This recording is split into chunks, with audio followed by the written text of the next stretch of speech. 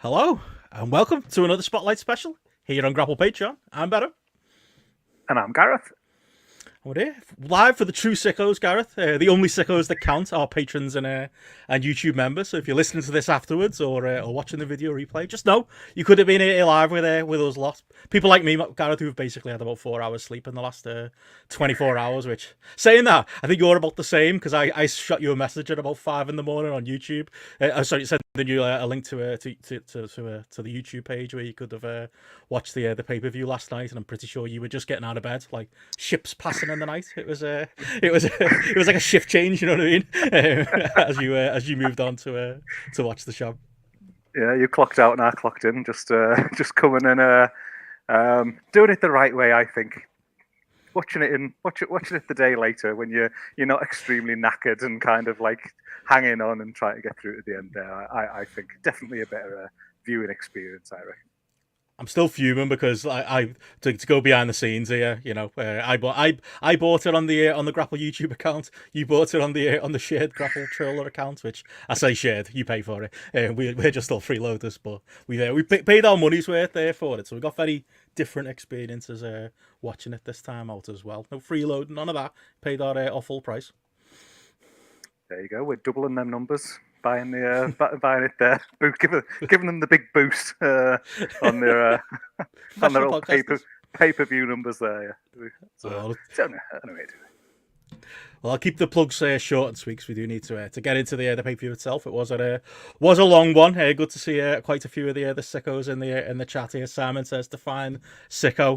He's going to assume Gareth is turning this into a hardcore podcast. Yeah, I assume you've not seen any of the discourse about this show, Gareth, so you won't know of the conversations going around as to what's a sicko and what's not on our Discord and such like. But that's always part of the fun with this. I get to fill you in. Like there might have, for all you know, and it actually almost happened. There could have been a whole brawl out last night. There was literally rumors that it might have happened. There might have been some kind of kickoff backstage. Yeah, apparently at some point during the pay-per-view, a load of like the security blokes just kind of rushed backstage, and everyone was following along trying to find out what happened. Tony Khan cut his presser short at the end of the night as well, which just turned out to be the fact that he was the Jags have got a game today, obviously, so he just needs to get back on the private jet to get home. But there was definitely a bit of a conversation going on in that regard. So I'll try and blow your mind with a few news stories as we do go. But on that note, as I say, we are here live with our patrons and our live YouTube members. It is the start officially, I would say, of Dealer's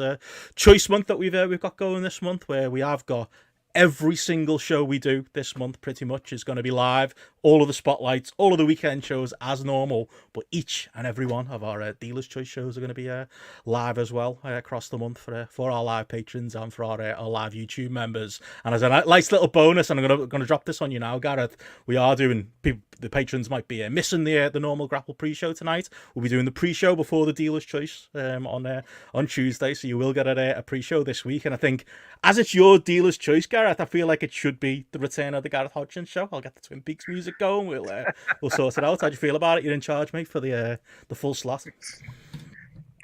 Well, why not? Why not take over again? I'm pleased we're doing that today because I was thinking on Tuesday. Sorry, because I was thinking like shit. Me and Ben are gonna have to carry a pre-show here tonight before we do the AEW review. I think we definitely need Matty. We'll wait for Matty. Give us his, he's been away. Full review of his weekends and all that, and throw him with that one. Is that that's definitely. You'll be in charge, but Matty will be the one actually driving in the background. That's kind of how it works. Yeah. Fire up the Twin Peaks music, and I can tell him to shut up and I can feed the questions into other areas. Definitely up for that. Very quickly before we start, have you started any of the homework on the Yes Movement show? We have got a big old spreadsheet, proper spreadsheet, Gareth. None of this Notion nonsense. You've got old school, although we have moved you to Google Sheets. So we've got a little bit of progress there on the technology front for you, mate. But quite the list you put together here for us for your Dealer's Choice. If people have missed it, we're doing Daniel Bryan. We're doing the Yes Movement and across 2013 and late 2012 as well. But I think you've covered all avenues there. We've got a recommender, we've got a sickos, and we've got a must watch as well. Varying degrees of length. I know Platt's been out there watching the sickos as well. Have you made major starters you've gone? it's kind of like one of them, putting the list together. You're watching stuff anyway, so that I think I'm probably going to end up like revisiting and rewatching like some of this. But yeah, just putting the list together, it was kind of going through it week by week and be like, oh, well, that's got to be in. That's like 2 minutes. Oh, that's got to be in. That's just only 4 minutes. That's got to be in. That's only 3. And then you get to the end, and then you do like sum on the column, and you're like, oh fuck, I've just given people 5 hours worth of stuff. 4 minutes in from every bit of Raw for the past 9 months or something like that.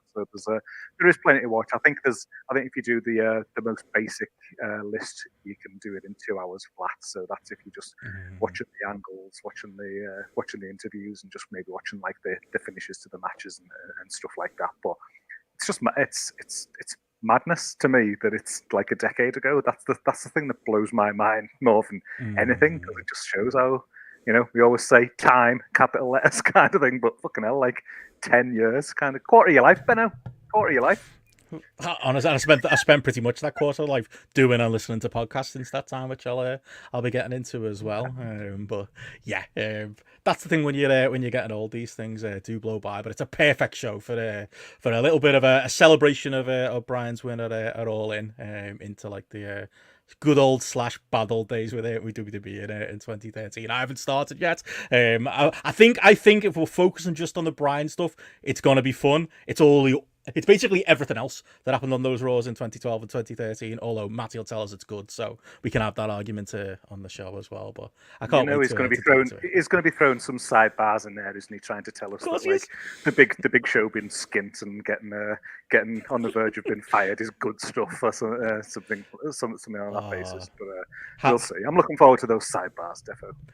Hamlet was telling me in the DMs you went to like a house show during that point, and I think I remember that house show where that point where they were trying to get like just past the yes like catchphrase onto anybody else, and Big Show just started randomly doing it. And he said literally like at the house show, Big Show was trying to get the yes chance going, getting on the mic, trying to get the crowd to go for him. And he took I think he said his brother-in-law who wasn't a fan of wrestling whatsoever, and had to try and explain to him, no, it's not usually this crap. Well, it is this crap, but it's just like I remember I said on the weekend show, I remember at the time trying to explain to my brother like that there was this injustice happening to Daniel Bryan, which was far more interesting than what's on screen. But yeah, you've got that clip in there. You've got the Big Show doing the yes sir stuff in there. It's made the list. It's made the doc, so that's included. So we're covering those off. But I will just add, you might have got me onto a Google Sheet, but it was an Excel sheet that I cut in and pasted into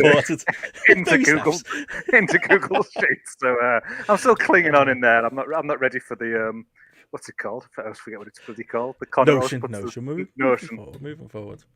Well, it's on there. We'll throw the link in the link to this as well for the freeloaders to get the homework in. But yeah, if you fancy that, if you fancy joining us for Dealer's Choice all month, would recommend the live tier this month. There's free trials. There's all kinds going on Patreon. So definitely join us. Always the best month of the year. But yeah, reason we're here, another Spotlight special. This will be in the numbers, this as well. We're going to do I'll do a Google Sheet to work out if we get more people watching the Bash and Bill in pay-per-view review with me and Matty, or this, who wins WWE or AEW, or who wins out of the Retro Boys, Matty or you. I think it's going to be you, mate. I think you're gonna I don't want that competition, mate.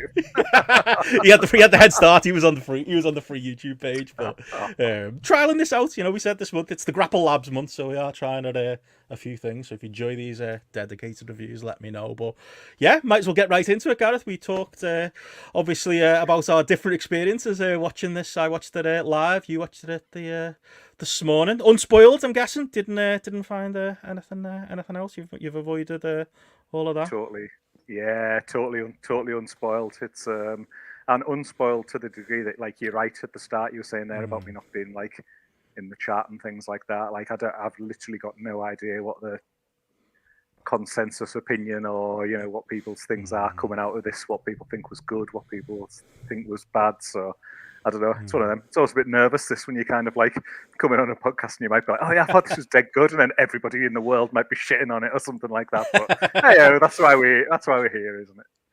Going in blind, then we'll rip the band-aid off. What did you think, Gareth, of the overall experience of watching the show back today? I'll say for me, it was one that mostly flew by. You haven't seen the pre-show, I know. You don't need to see the pre-show. I will blow through that in about 10 seconds in a little minute. But nice tight AEW compact 8-match card. This is exactly what the doctor ordered there, I would say. I like the overall it felt different, this show. If I joked before about like this literal podcast being for the sickos, if All In was like the big like WrestleMania equivalent gigantic show, this was the show, and it was last year as well.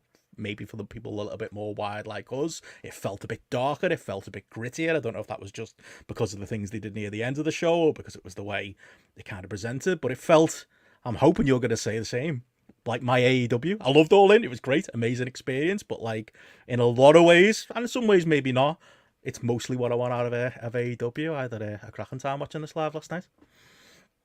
100%, and I just feel like it just fell in line with me for some of the ways that I've just been feeling about like the Dynamites and things I've been watching in recent weeks, and the focus that they've put on, you know, a certain number of storylines and a certain number of characters, and putting a bit more like depth into some of those, and like not trying to be all things to all men and trying to just throw so much stuff against the wall. I think it's paid dividends, because I think the show that we got at Wembley was like a positive reflection on that, in terms of the big matches that like that the feel that went into those, and the importance and like the excitement that you had for seeing some of them live.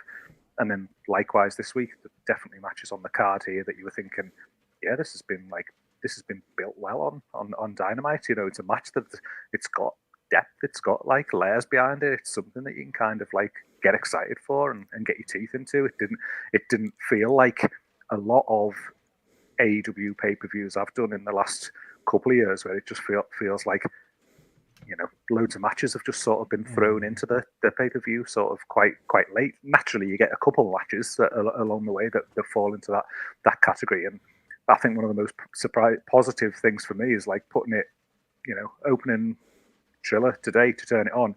And I think the runtime was like 3 hours 59, so it wasn't quite, you know, it was 4 hours basically kind of thing. But just seeing that number YouTube 3 cut still 6 hours, mate. I'm glad you didn't watch it on YouTube.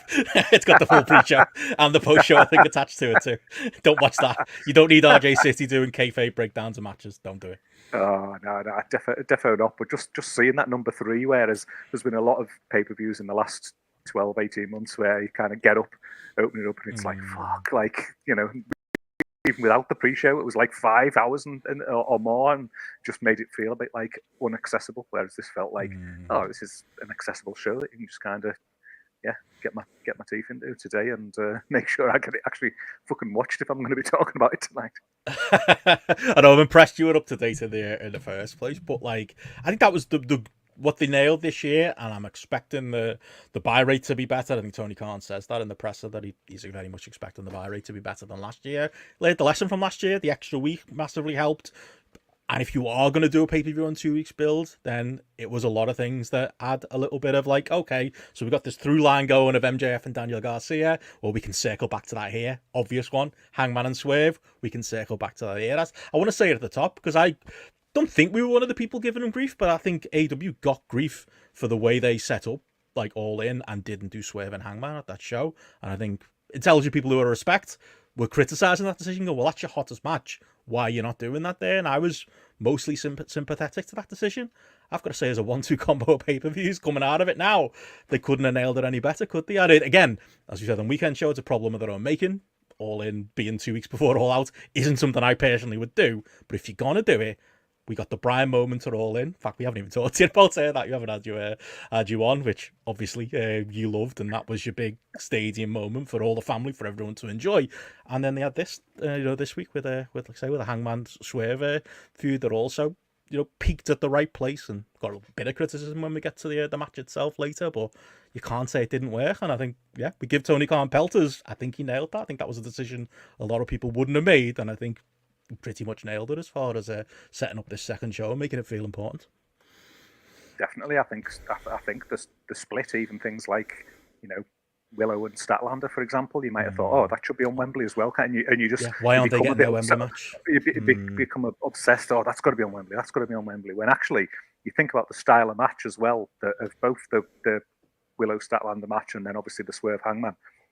I don't know if I would have enjoyed them live in a stadium like that style of match. I don't think that Hangman Swerve match would have been good to watch from where we were sat in the stadium. Is that a bit of concrete or what? Yeah, exactly. It feels like it totally just lends itself more to being in that bit more of a compact arena kind of thing, and just a bit more closed. And like it needs that sort of like, I don't know, you need that crowd reaction behind some of the things where it might have just been lost into the ether a bit in Wembley as well. So yeah, like, learned from last year. They booked Wembley better. They booked, the booking and placement of this show was done better, and the way that they split the feuds or storylines, matches across the two was allocated much better as well, really. So whereas last year's pay-per-view felt like a pay-per-view that, like, really, this feels a bit sort of surplus to requirements, so, coming so close afterwards. This one felt like, oh no, actually, this is a genuine kind of standalone pay-per-view on its own that deserves to happen right now, and these matches are all like relevant and appropriate to be on there as well, really. So full marks for them. Definitely. And even when it comes to like the layout of this card, we can get into like just maybe little things that changed. Just little things when I was following along, get on our Discord. We had a great little live chat going last night without, live in the moment, like, oh, this shouldn't be here. This match shouldn't be here. And then it worked. And I was like, oh, fuck. I guess this is going to be the podcast where I'm just going to admit I'm wrong and Tony Khan knows exactly what he's doing about all aspects of booking pro wrestling. Nah, it won't be. I've definitely got things for them part 2. But overall, broken clocks right twice a day, isn't it? Twice a year, all in and all out. There you go. The metaphor works, but overwhelmingly, as a spoiler there, definitely I think we're both very positive on the show, but there are definitely things to get into in the show as well, not least of which is the pre-show, or actually literally least of which is the pre-show, which I'll blow through. That was like, again, the trade-off here. We got a nice tight 8-match card of all matches that mostly felt like they were important and well built given the time frame. And it was like, the monkey's paw you've wished on there, and the trade-off you've got to do is Tony Khan gets to literally put everybody on the pre-show. Like, this was the exact... And this has been the case since like the first All In, before Tony Khan even got involved, and then the early pre-shows. I think AEW has never understood as a concept what a pre-show is, because I can't imagine, like, who are these for? These pre-shows? Who is there going, oh, I just need to see Top Flight in action Andretti tonight. Oh, I need to see the Dark Order with fucking Evil Uno in a shirt and tie. Who I was saying that on Discord. You'd be better off like recasting him now and just give him a little Cartman doll with him. Maybe that could work. You could make that as gimmick instead of like what if you're tuning in for the first time. What do you think he is? What do you think half these people are? Like, these matches on this pre-show, none of them are worth going into. Max Caster summed it up when he came out for the Acclaim match. Didn't even bother doing a rap because you could tell he was just like, why am I even here? It's just purely service for the wrestlers. Like, oh, we brought you out here, so yeah, here's a bone. We'll throw you all on the show. Like, it was literally the trios pre-show, just literal trios match after trios match, fucking 3-way trios matches, a terrible promo week is probably worth stopping on as well, and just a load of stuff, really. A load of geeks is basically, it was a parade of geeks with the odd like Beast Mortos turning up and reminding you that he's fucking brilliant and he should be on more stuff than he's on. But overwhelmingly, if you haven't watched the pre-show, you don't need to see the pre-show, and that goes for you as well, Gareth. No, I mean, you say there about like, what's the purpose of it? Surely the purpose of the pre-show is to make last-minute people go like, oh yeah, I really want to watch this pay-per-view. I'm going to put my hand in my pocket now, and like, if you're talking, I'm just looking at the match list here, and if you're talking about like, oh yes, the premier athletes, like, oh, that's really got me hyped up for what's going to be happening on the main show here, or like you say, like wheeling out fucking Action Andretti or something like that. That ain't converting anyone to put their hand in the pocket and buy something. If anything, it's just, and again from the experience at Wembley as well, having this volume of matches, even if you're only talking about like 20 minutes worth of matching, it still just burns you out a bit, doesn't it? By having too many matches, early on. Like, you could probably get away with it if it was like 2, but surely use that time to sell people more on the good stuff. The reason why they should be paying for the pay-per-view. It's not a fucking, it's not a Make-A-Wish, is it, for all these lads to get to wrestle on a pay-per-view sort of thing? And that's what it feels like sometimes. Yeah, and again, I'd rather this than shoving 2 more matches onto the main card just to get people in positions. Like, I would like to see Beast Mortos in a better position. I'd like to see Roddy Strong do more, you know? Like, they're my 2 exceptions. Rest of them, no upside geeks on this pre-show, or at least no upside in the current setup of AEW, to be to fair to some of the hey, Lee Moriarty was on there. that's what I mean. Specifically Lee Moriarty. I'll get into that with Wheeler Yuta. Yeah, we haven't got JP, so I'll do his gimmick for him. Just never going anywhere unless they change just fundamentally how they do this. And it shouldn't be if it wasn't Make a Wish and it was more like there's 3 matches on this pre-show we built up. Is Beast Mortos and Roderick Strong. Here's Lee Moriarty, and he's been doing a little mini feud with, I don't know, one of the Guns or something. Just something a bit more earned. But yeah, no Von Erichs either, as Rian said there. And the only thing I noticed I mentioned there was the promo between Mariah May and Sky Blue. I did say to you, if you were going to watch anything, this 2-minute promo that's on YouTube. Oh my god! Like, you know what was really sad about it though was, like, 1, the performances were terrible. 2, it took me a few minutes because I think I'd gone to get a drink at that point. I was on the strong 2.5% Belgian lager from Middlemate. I'm hardcore on these Saturday nights. Like, but I come back into the room and I literally was like, "Who is that? Like, who is that?" Mariah May is talking to, and I just put it together. All right, it's Chicago, so, and she's been injured. Okay, it makes sense.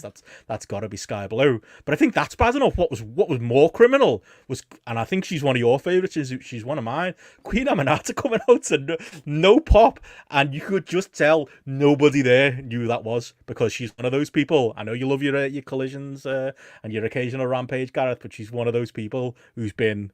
She had that little run, didn't she? She was on TV a lot, and now she's just hidden away in that little locker. And I made up she's back, but like, this was not the way to reintroduce her to the main population of people who watch AEW here. It was just awful back and forth, awful lines, awful everything, and it just wasn't the way to do it. Like, again, if you wanted some end matches on the pre-show, there could have just been a match that ended with her coming out. She could have been in a straight-up singles match with Mariah May or somebody else like that. That would probably be better bet, but rotten, that. Absolutely rotten.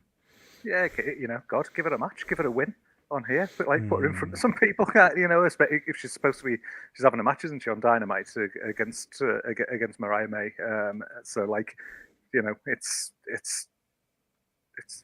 why not use that time? I don't know, more effectively. But hey, it could have been worse. It could have been Martha Hart coming out to wish everyone good luck. I mean, that was the widow of Owen Hart getting booed in a stadium is just not something that you should make happen, is it? But yeah, I'm like Simon to say, I'm glad that Amanita is out of Tony's Toy Box and should be on more shows. But yeah, wasn't a great first. The promo she cut that I think they've made exclusive to Twitter was a little bit better than what they did here, but still, not the one.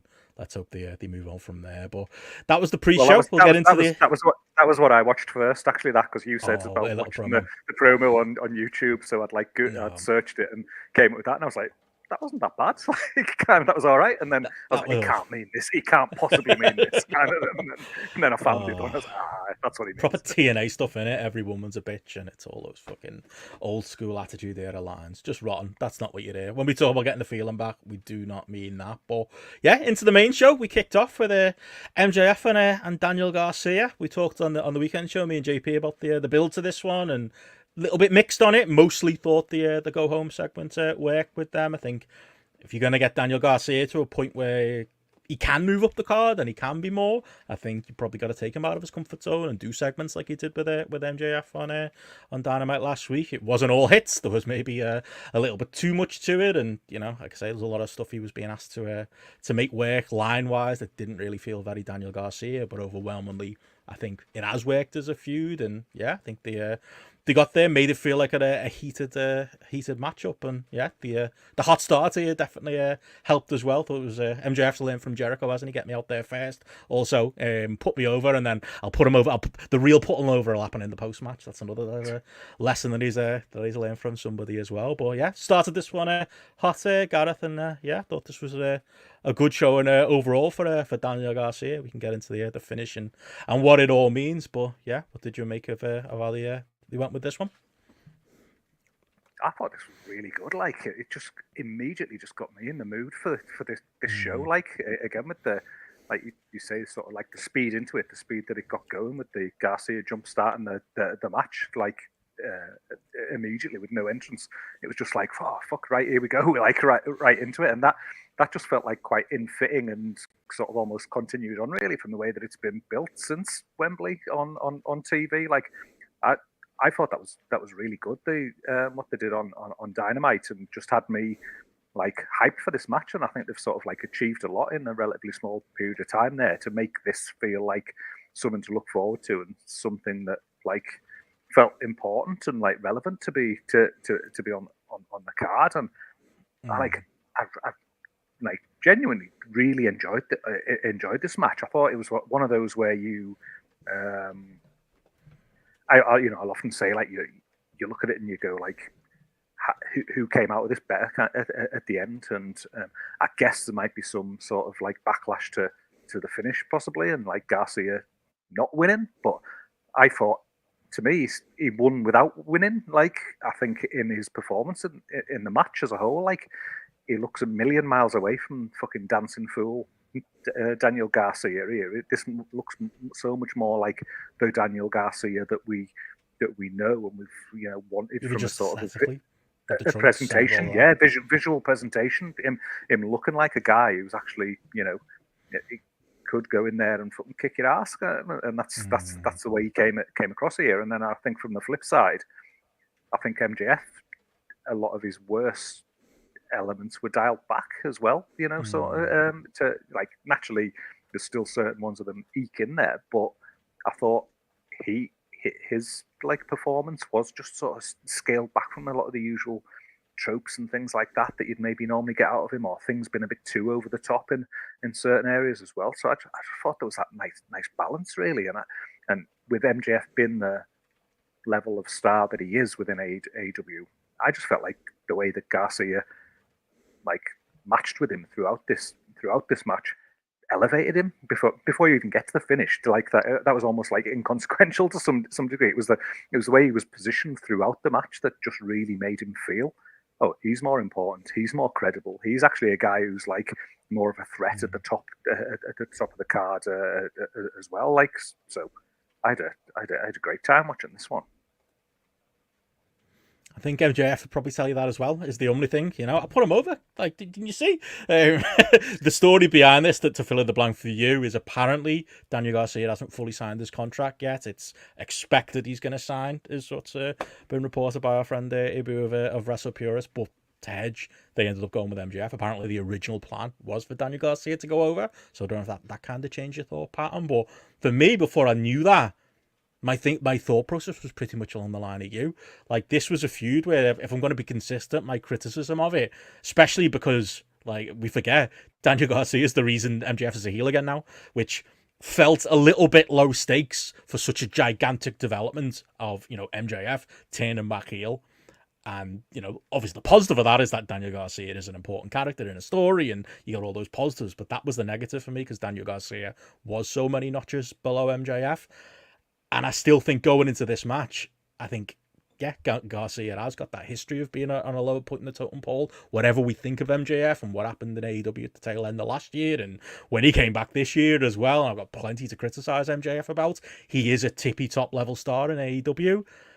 And I don't know if I would have put Daniel Garcia over him, to be honest. I think this was a happy medium. I think Daniel Garcia is the thing you remember at the end of it. Extra story we have is that it looks like MJF's going to be taking some time off. Apparently he's filming some kind of a movie post this, so this was kind of his send-off as well. Daniel Garcia getting the last laugh at the end of the match as well.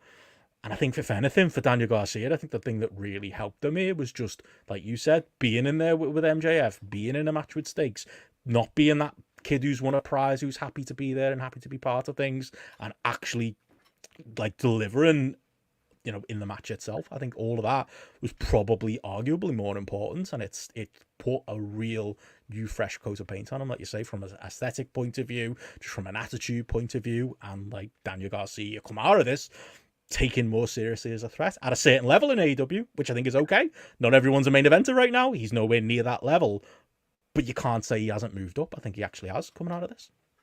100%, and that's the way that I look at it, from that idea of like coming out of the match. He is in a higher position than he was probably before he went into this this feud is like just taken as a bit more credibly. And I think the crowd reactions in this match as well, like reflected that as well, because there was a different point in the match where there was earlier on where they did sort of like there was sort of the hope spot in there with the comeback after the suplex over the top rope to the outside when they did the double down. Like when Garcia was just sort of like been a bit more sort of fiery there, like fiery baby face up. The crowd were with him, and they're like going with him there, and getting really good reactions. And then, but then I think a lot of like the probably the thing that I've soured on Garcia over the last couple of years as they went down that pushing this sports entertainment route to try and give him a personality and things like that, is that aggressive side that we saw on the indies and things that was dialed back kind of, and here I think that's that aggression of him as him being like a proper wrestler. You just saw this so much, more, and it even came across like on Dynamite as well. There's just little things in this that I like he went for the pile driver, but he couldn't lift him because of his sore neck, and then later on they had the spot where he stopped the Bryce doing the arm lift on when he had that front chancery, because he knew, I can hit the pile driver now, and I want to hit the pile driver, and then and it looks a fucking great looking pile driver that as well, wasn't it? So just that kind of thing, that little in the match story like element to it as well, with that, to see that like aggression coming through, like great stuff. And if this is what we can then get and look forward to if he does sign, and then like if that's kind of the little that's the little bone they've thrown in there, is like, this is what you could be in AEW, kind of, you could be this guy kind of, and that's something that helps get the pen to paper, and they can follow this through over the next 12 months. Some great people there he can be working with along the way, and having this type of good, strong, credible matches with that should be attractive to him, and is only going to be good for AEW as a product as a whole. That's what a Daniel Garcia is for right now. Daniel Garcia isn't someone you can fast track to the main event right now. He's somebody who we should be watching his journey moving up the card, having the mid-card feud that gets your attention, maybe over a belt. There's a lot of them. You could have one. There's a lot of ways you can do it. I think this brought us a lot towards it. Like, a lot of my highlights, same as yours, as far as the delivery of I think the intensity that Garcia had in the match was a big thing. Even like you mentioned, the pile driver, the one off the second, obviously at the end, did feel like death. It was sold like death. It was sold like Garcia gone too far. All part of presumably putting MJF on the shelf for a while. Thought that was really well done. I did laugh at the way they did the finish. Like, I was saying this on our Discord, like MJF, he sat on the toilet 6 weeks ago, and it came to his head. You know what we'll do? I'll win with a low blow and a roll up, which was the weakest part of it all, despite me overall liking the idea of MJF winning and Garcia getting the last laugh. I think there probably was a more creative way to get to that. But the creative thing that clearly went through MJF's head about 6 weeks ago was like, I'll roll them up, but then the final scene will be Garcia lying on me, because who's the real winner here? And you know what I mean? That was not an accident that Garcia landed on his chest. That's just MJF for you. He's thinking these things through way more than anybody else. Sometimes probably too much, but I think he did give him a lot, not just in that particular moment, but in the post match as well. So yeah, all in all, I enjoyed it. Don't think I go higher than 3.75 on it as a match. There's definitely higher points on the card for me, but it was what it should have been as an opener as well. It was, like as you said at the top, a great way to start the card. 100%. I mean, I've gone 4 on it. I've gone slightly higher than higher than you there, but I think another part of it is the fact that people are even talking about the fact that Garcia should have won, and it was entirely credible that he could have won as well, and that's a big thing. 6 months ago, 9 months ago, that would have probably sounded ridiculous that you could have a pay-per-view and you'd be watching Garcia against MJF. You just expect him to get eaten alive. That didn't happen, and there's credit to MJF as well. It's got to go into there as well. Give MJF plenty of criticism over the last weeks and months and things on a year, but all in all, just great bit of business overall for me. The whole thing, from the promo on Dynamite, flaws and all, was about getting Garcia over, and I think they achieved it. And yeah, I wonder if I'm sure they'll do the rematch when MJF's back. Don't know if they'll put Garcia over there, but yeah, the leaked alleged plans do tell you that might be a possibility. So yeah, good bit of business for the opener. Which takes us to the second match, mate, and I think we'll spend anywhere near as much time on this match. A match happened between the Young Bucks and the Blackpool Combat Club.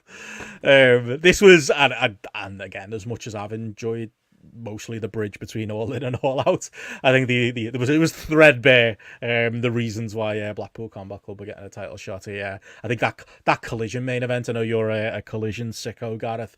I think my mileage maybe varies on yours on some of the matches they have on there.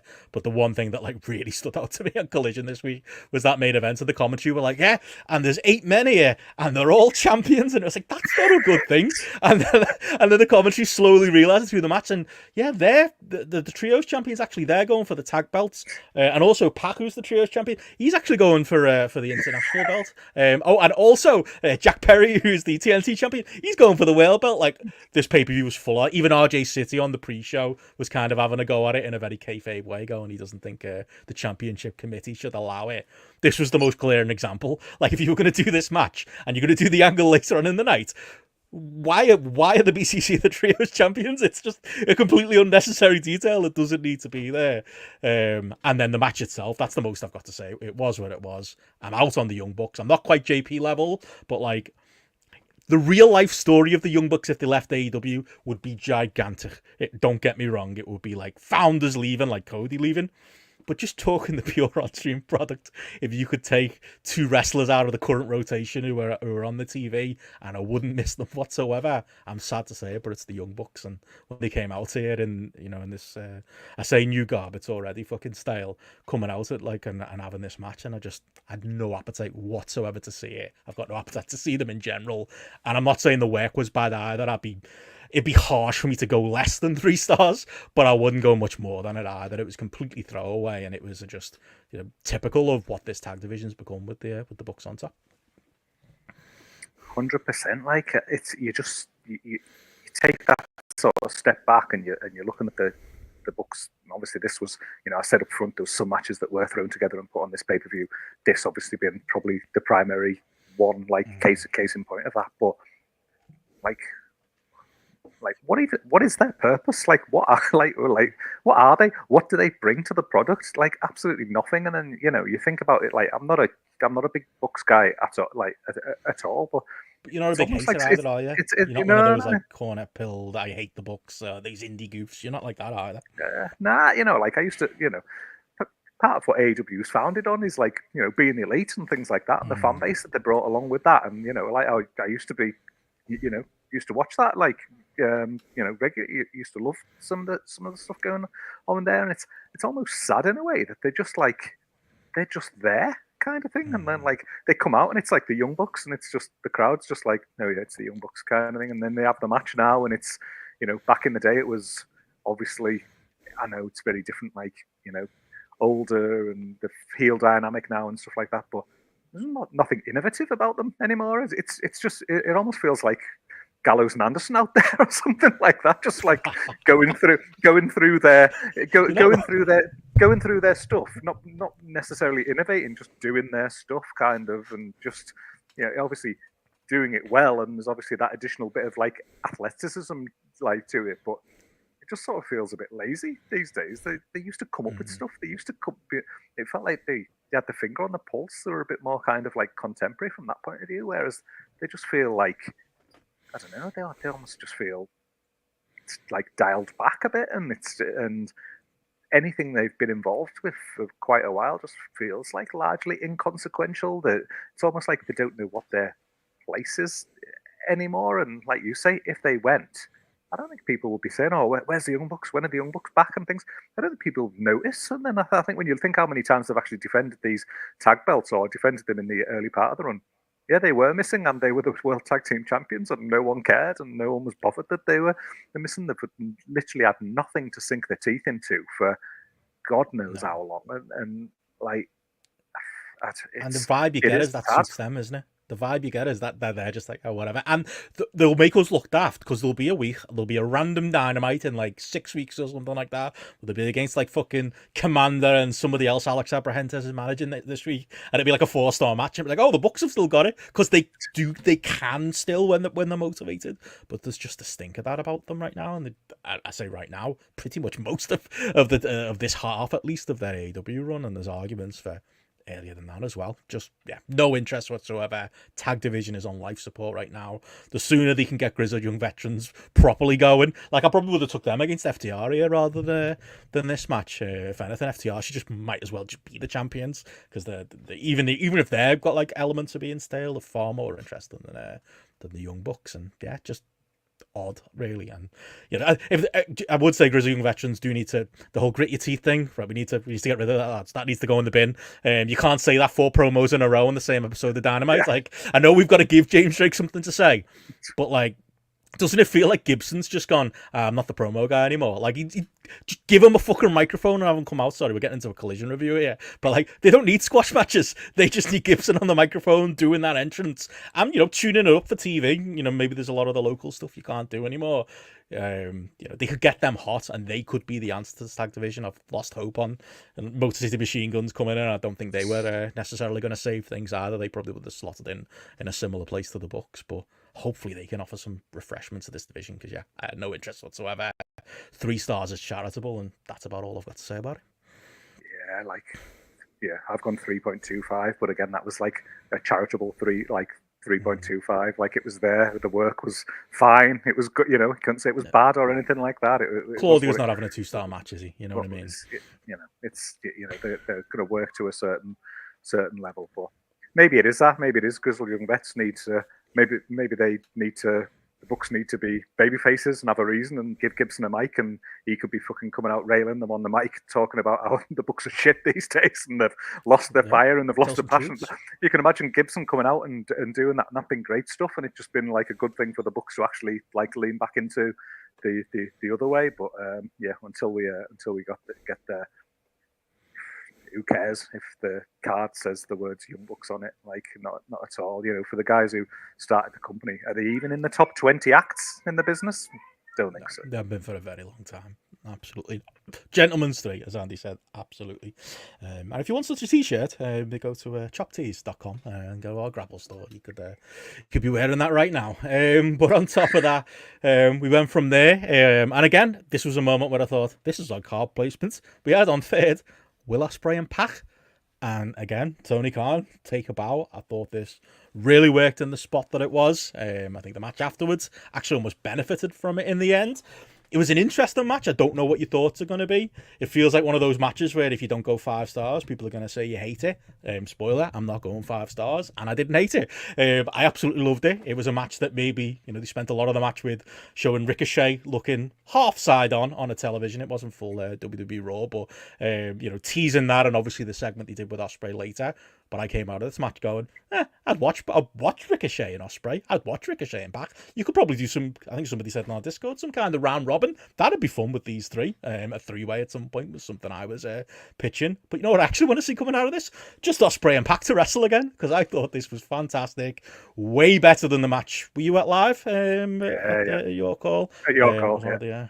One of the last York Hall ones and that we went to before the pandemic, and obviously that was when Ospreay was never champion and PAC was Open the Dreamgate champion, so we ended up with a draw there, and the work was largely uninspiring is my overall memory of it. I think on that one, had a few beers that day in York Hall, but I thought this was exactly what you'd want out of these two, and you know, didn't even quite hit. I think they've got a better one in them, in fact, but I think you know, this was a match where maybe the crowd were a bit quieter than I thought in the early stages, although having spoken to Steph, who was there live, she said it was absolutely insane there for the entire match. So I don't know if that's maybe just something to do with the broadcast, but the crowd was certainly with them near the end. They told a cracking story I'm sure you'll want to get into with the two of them as well. And it was a dream match that filled the billing for me. Again, like for like, Benno here. We'll argue later, don't worry. So far, we'll see where we get to a bit later on. But it's like when people were expecting me to give Matty grief about Randy Orton, and it's just like, he's all right. I can't put it on. I don't hate him anymore. Maybe I will start hating him for likes. Maybe I'll find a way. But yeah.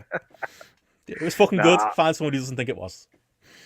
I mean, the thing with this is as well is, it was funny because they showed the promo at the start where they were showing clips from old interviews and things, and PAC referred to himself in there as the forgotten bastard, and then it just stuck in my mind, because then at the end of it, how good it was, it just left me thinking that's how good PAC is, isn't it? And he's just been hidden away in all these Death Triangle matches and things, and obviously he's been in and out with injuries and things, and has he been utilized as effectively as he should have been in that time period? We often talk about Ray Phoenix and Penta and things and how they've been utilized, and you don't talk about PAC because in the same way, and you go right back to the start and think about his match with Kenny and things like that, how good, how fucking brilliant that was, and then you see him in a match like this with Ospreay, and you're just PAC is as good as anybody. You can you put him in there against Will Ospreay, who's arguably the best wrestler in the world for however many years, and he's literally toe to toe, and just the level of work in this match, for the speed of which they worked within that, it was a 20-minute match, and the pace that was worked at and maintained at, and was absolutely seamless with everything that was going on with it for that amount of time. Just what a fucking credit to how good these two are, and I think Connor saying in our chat there, yeah, he gets taken for granted. He does get taken for granted. He is so good, and that's not to take anything away from Ospreay, on this, because obviously he totally played his part in this and everything that was put together. But same as you, Benno, at the end of this match, I was just I want more PAC. I want more PAC doing this. I just want PAC out there, just been his own man. We've often talked about him. Should be this kind of lone warrior. Obviously, he's now is tied in elsewhere from a storyline point of view. I don't want him to be the person number 3 in a 6-man tag or something like that. I want him to be out there, just having banging matches like this, because brilliant. That was a big strength of his early use in AEW, that he did feel like a gatekeeper. He did feel he's not a top guy, but he's the guy you beat on the way to the top. He's there in that upper mid card, and he's always going to be there or thereabouts. And then that kind of dropped off, and he was, like you say, knocking around with the Lucha Brothers, who never look I always make the joke, you'd never see them 3 in the pub together, and you'd certainly not see Alex Abrahantes in there. They wouldn't let him in. It just wasn't happening. It was so, the chemistry wasn't there, and it was just the wrong placement for him.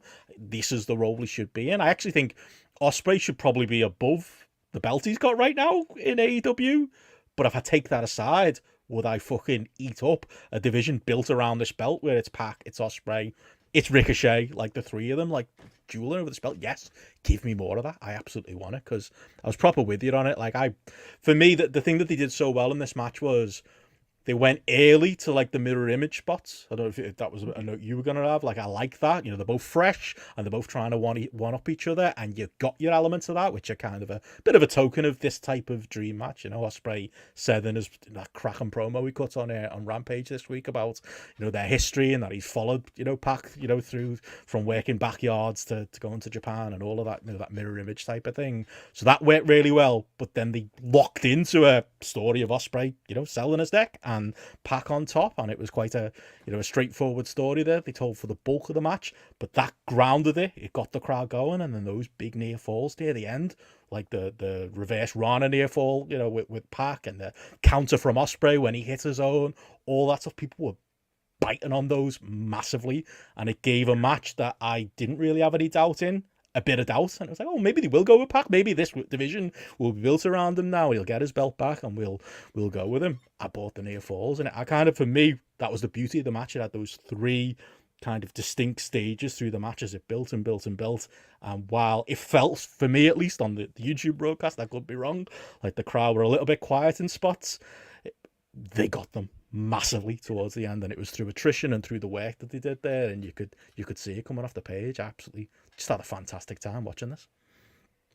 Yeah, and same as you, obviously, with the sort of the mirror image spotlight like stuff early on, but I just think some of the stuff as well with the told that story of like Ospreay following PAC as well, and then but in this match there was a lot of times where like Ospreay was going for signature stuff, and PAC had the counters, or he had the blocks, or he managed to evade it and things, and I think that they told that story of PAC doing that more than Ospreay probably in this match, and again that was just a nice wrinkle. He's seen Ospreay come up, he's seen what he can do, he's worked him in the past and things like that, so it's only right that he then he's conscious of what Ospreay can do, and he's going to have thought about those counters, and he's seen them and things like that he can throw them into the mix. So like that was another element that I enjoyed there. And then something that I did like I really liked as well at the start was that they were doing that, the back and forward stuff with, almost like anything you can do, like I can do too. But then they were trading strikes, and then PAC got on top with just that one stomp to the taped neck of Ospreay, which PAC then like attacked. So like we knew the Ospreay, the neck, and the things like that. So that was simple. It was just straight to it, just like one thing that created the chance for the match to go in PAC's favor as well. And I'm me, I love a bit of just doing a simple thing right kind of thing. It was just what it needed there. It didn't need like a million moving parts to be able to change that. It didn't need to be this massive ridiculous spot or something like that changed the tide of the match. That was something that like happened very, very simply and logically. And then I think Ospreay sold that neck like cracking stuff. I always wave that flag for the people who say that he can't sell. Like, you're just not watching his matches if you don't think Will Ospreay can sell, because he does it when it's relevant. You're a big proponent, aren't you, Benno, of the whole, you don't have to hold your neck for the entire 20-minute period. You hold it when it matters and things like that at the right times. You nod to it. You let people know that it's still there, but you fight the adrenaline and stuff like that. Directing your opponent to it, should you? Yeah, you'll always draw the UFC analogy, don't you? When it comes to like selling, you reference that, and I think again that was just time great there. But I mean, the spot that I've written down that I really loved was where Ospreay went for that powerbomb, but PAC at 100 mile an hour like counted it into a Rana for a near fall. Like that was the speed that happened.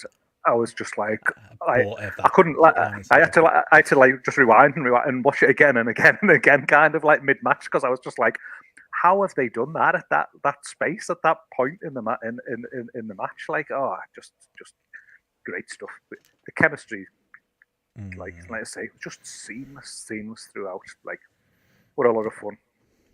Just literally the highest level of wrestlers in there together. It's like when you see Ospreay in there with Omega, like it's that type of like the bodies just melt together, don't they, when they're doing those spots. And PAC, exactly. I think that PAC's biggest enemy has kind of been that he's too professional. Like, he's a professional wrestler in the greatest sense, in that he'll do the job you ask him to do, and he will, if he's the opener match on the card, he'll give you the best opener match. He's not somebody who maybe is selfish like some of the wrestlers can be, and maybe that goes against him, and he's almost too dependable that bookers kind of forget about him and don't push him to the level that he should be, because he should be in that stratosphere with those very top level guys. But, and this is another one where he could have won. When I was watching this match, I knew all logic told me Will Ospreay ain't losing this match, but there was points in this match where I thought PAC could win here. Kind of, they sold me on it, which is, again, it's that's always like a big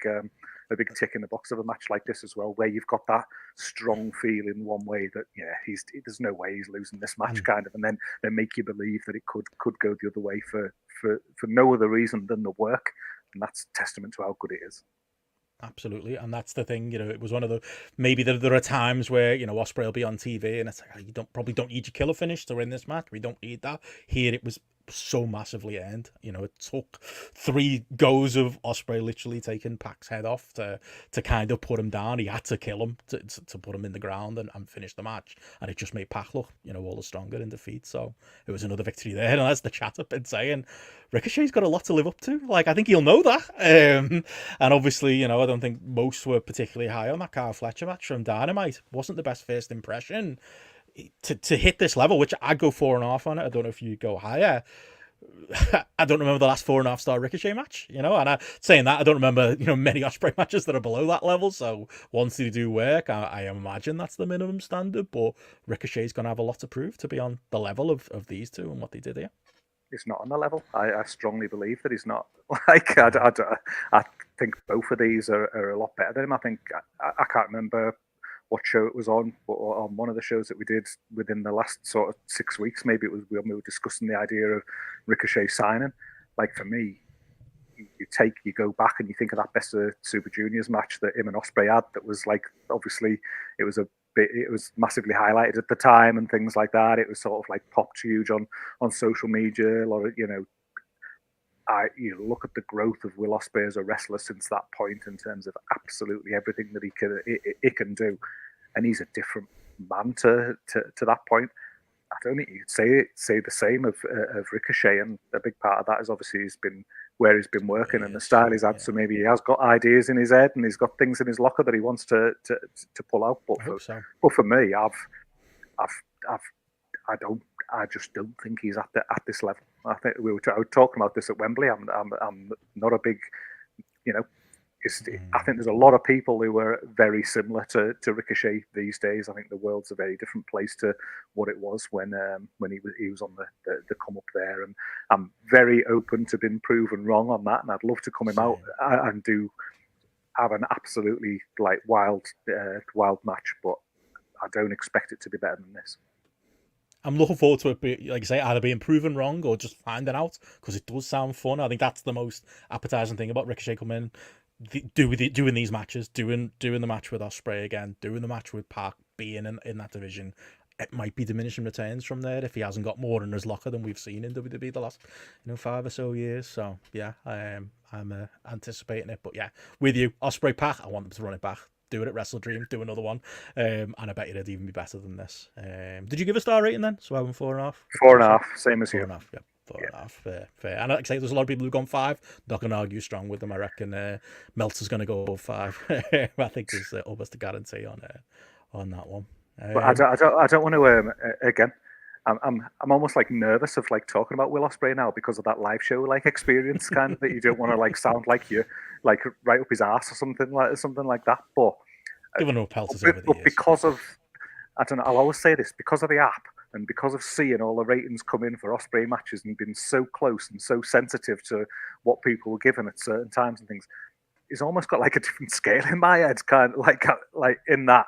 You can have a match like this that if this was 2 other people and he watches, it maybe get rated higher. But in my mind, I'm thinking of Ospreay matches, and I'm like, I can almost think of 20 that you go like, oh, that was better, kind of thing. It was still amazing. So you almost kind of that it's like a 4.5. But if it was anybody else, it would probably be higher because of how many like ridiculous matches is had over the last half decades. You know, sort of thing. So you almost think of him in a different way, or I do anyway.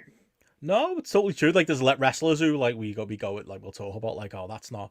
I think you said that a few weeks ago about Ospreay. I don't know what match it was, but like, that's not in his top 100, and that might sound like hyperbole, but it's not with Ospreay. You will be able to do a decent mixtape of 100 matches probably now. Not even in a couple of years, you probably could like Death Valley Driver review type mixtape on it, and yeah. He is the man right now. When I was doing them GRAPPL 100s, like from the app, like there was 100 matches there. I'm pretty certain that like both like every year he was in 20 of them, like in every single year, kind of thing. So there's 60 matches in a 3-year period that you're literally pulling out like. So it just goes to show. He needs to shit the bed, doesn't he, so that we're fair and balanced journalists and we can have a go. Just have a real fucking stinker on Dynamite won't make us fun. Doesn't feel like it's possible, but either way, great stuff, and yeah, definitely a highlight of the show for me. And following up this was the talking point I was referencing. Chris Statlander and Willow Nightingale get queued up next, and the obvious talking point is, they put the women in the death slot. What are they doing? Like that was something I said. There was something I saw other people saying. And then those women went out there and proved us all absolutely wrong. And dare I say it, bit of a win for Tony Khan. I think what I wasn't really considering, especially in this slot, this wasn't Ospreay and PAC going out there, third from last and doing it, and the women putting that death slot. We were still very early in the night. I feel like it actually had the reverse effect that Ospreay and PAC got that crowd so buzzing that maybe they were open to the match that was coming next, but that shouldn't take away from the work that Statlander and Willow Nightingale did. It wasn't guaranteed that they'd be able to keep that party vibe going and go out there and deliver something, and the match was so different to what came before it and was so creative and violent, and it felt like a blood feud. Fucking Stokely Hathaway stayed out the way. That was another positive for me, and they went out there and they had one of the better matches in the card that kept that crowd buzz going, and I'm hoping you're going to be the same on this one as well. Absolutely love this between Chris Statler and Willow Nightingale, and it had me at the end of the night maybe wondering if this was the best gimmick match of the night, but I don't want to show my working out too much before we get to that main event.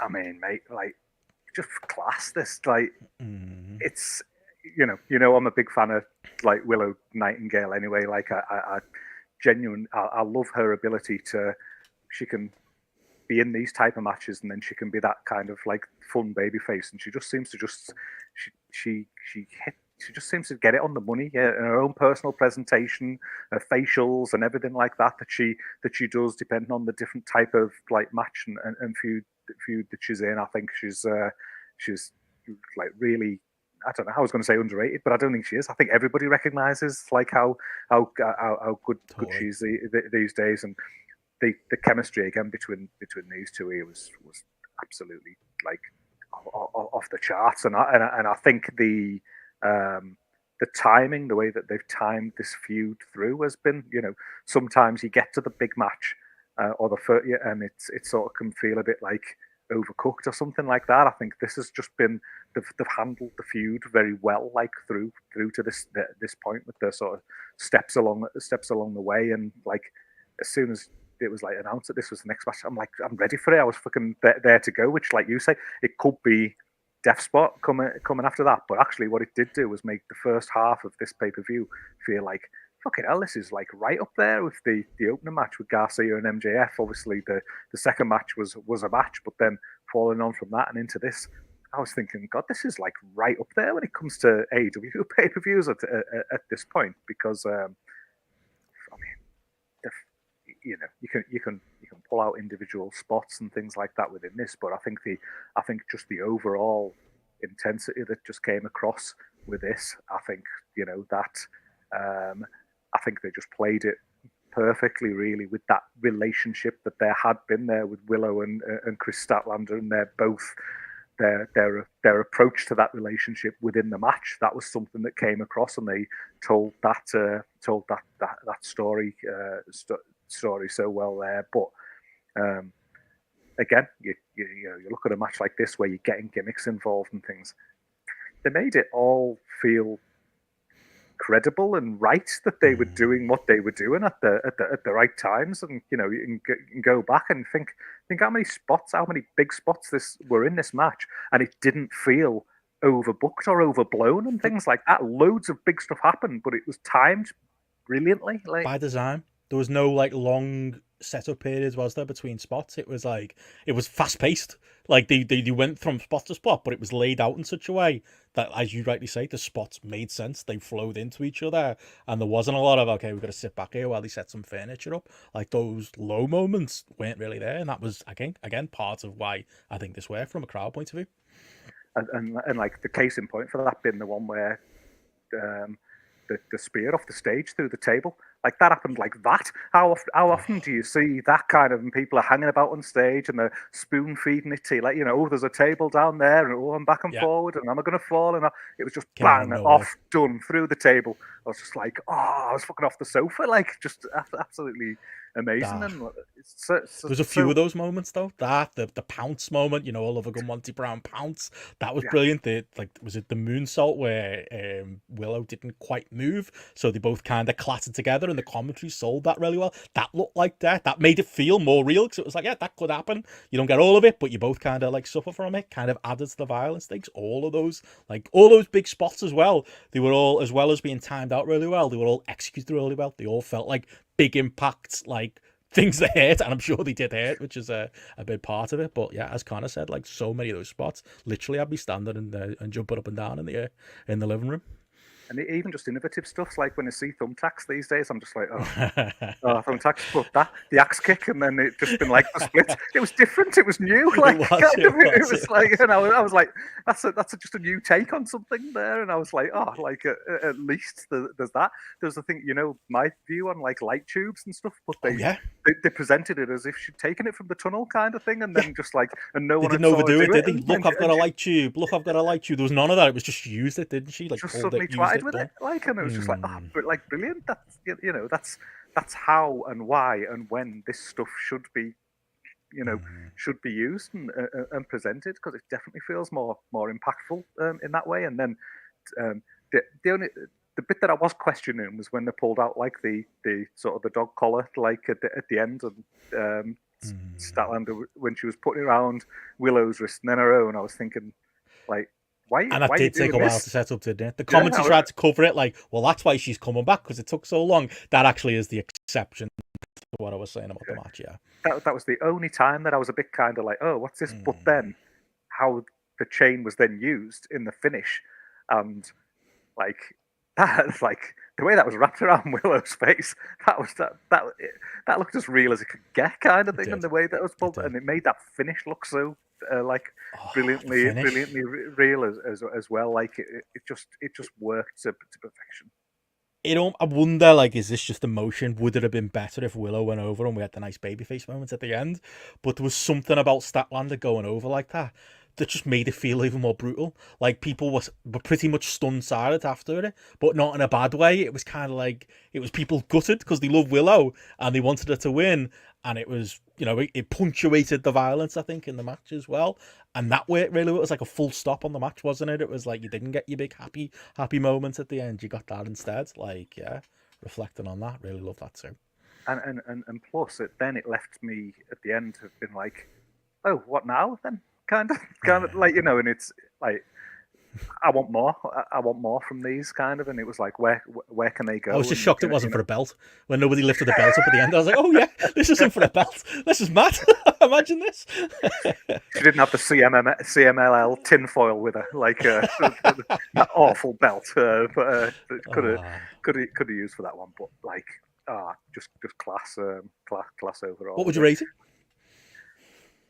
You know what? I've written 4.25 here, and like, and I'm between 4 and 4.25. I could argue to talk myself up to 4.5 probably, but I think 4.25 is probably the right place for this and for this type of match. But it's it's a fucking hell of a match. I thought you'd have been rating it higher just for Stokely's t-shirt. Oh, I will not mention that so far. The belly t-shirt, like the caster belly doesn't know how to act. Fucking brilliant. That and you Jack on the chair, like, and I say that like he got me. It's one of them where it's like, I can't think of it like a great example. There's a lot of comedy on AEW, and like we'll give it grief, especially when it was too lighthearted for me at the tail end of last year. But every now and then, Danhausen will do something funny, and I'm a human. I'll laugh, even if I just think overall I don't really want to see like that overall presentation on my show. I think Stokely, I don't think he belongs on wrestling TV. Like I think he's awful. Like he's too comedic and he's too funny, and I just belongs on ROH. I wouldn't have him on AEW. Like I know that's harsh. I know everyone loves him because he's great on Twitter, but a moment like that, I sound like a real stick in the mud. I literally pissed myself laughing when I saw the belly t-shirt. And in fairness, he knew his place here and he got out the way, and there wasn't even, that spot somewhere near the end of the match where he does something daft for a bit of a laugh. He was completely out of the way until the finish, and credit to him for knowing his role in his spot there. We'll see if he can actually offer something constructive to act longer term, but yeah, I thought he was good here, and yeah. Belly t-shirt definitely got him points with me. And you know what another positive of this match was? There was a spot where through the barricade, and like, think how much like you just hate on those from WWE, like, oh, someone going through the barricade kind of thing. This one worked. This one looked like good, and like it looked like it was like a barricade spot that just didn't hate. It was wasn't WWE, wasn't it? Setting it up for 10 minutes and doing it in the exact same spot they do every fucking week.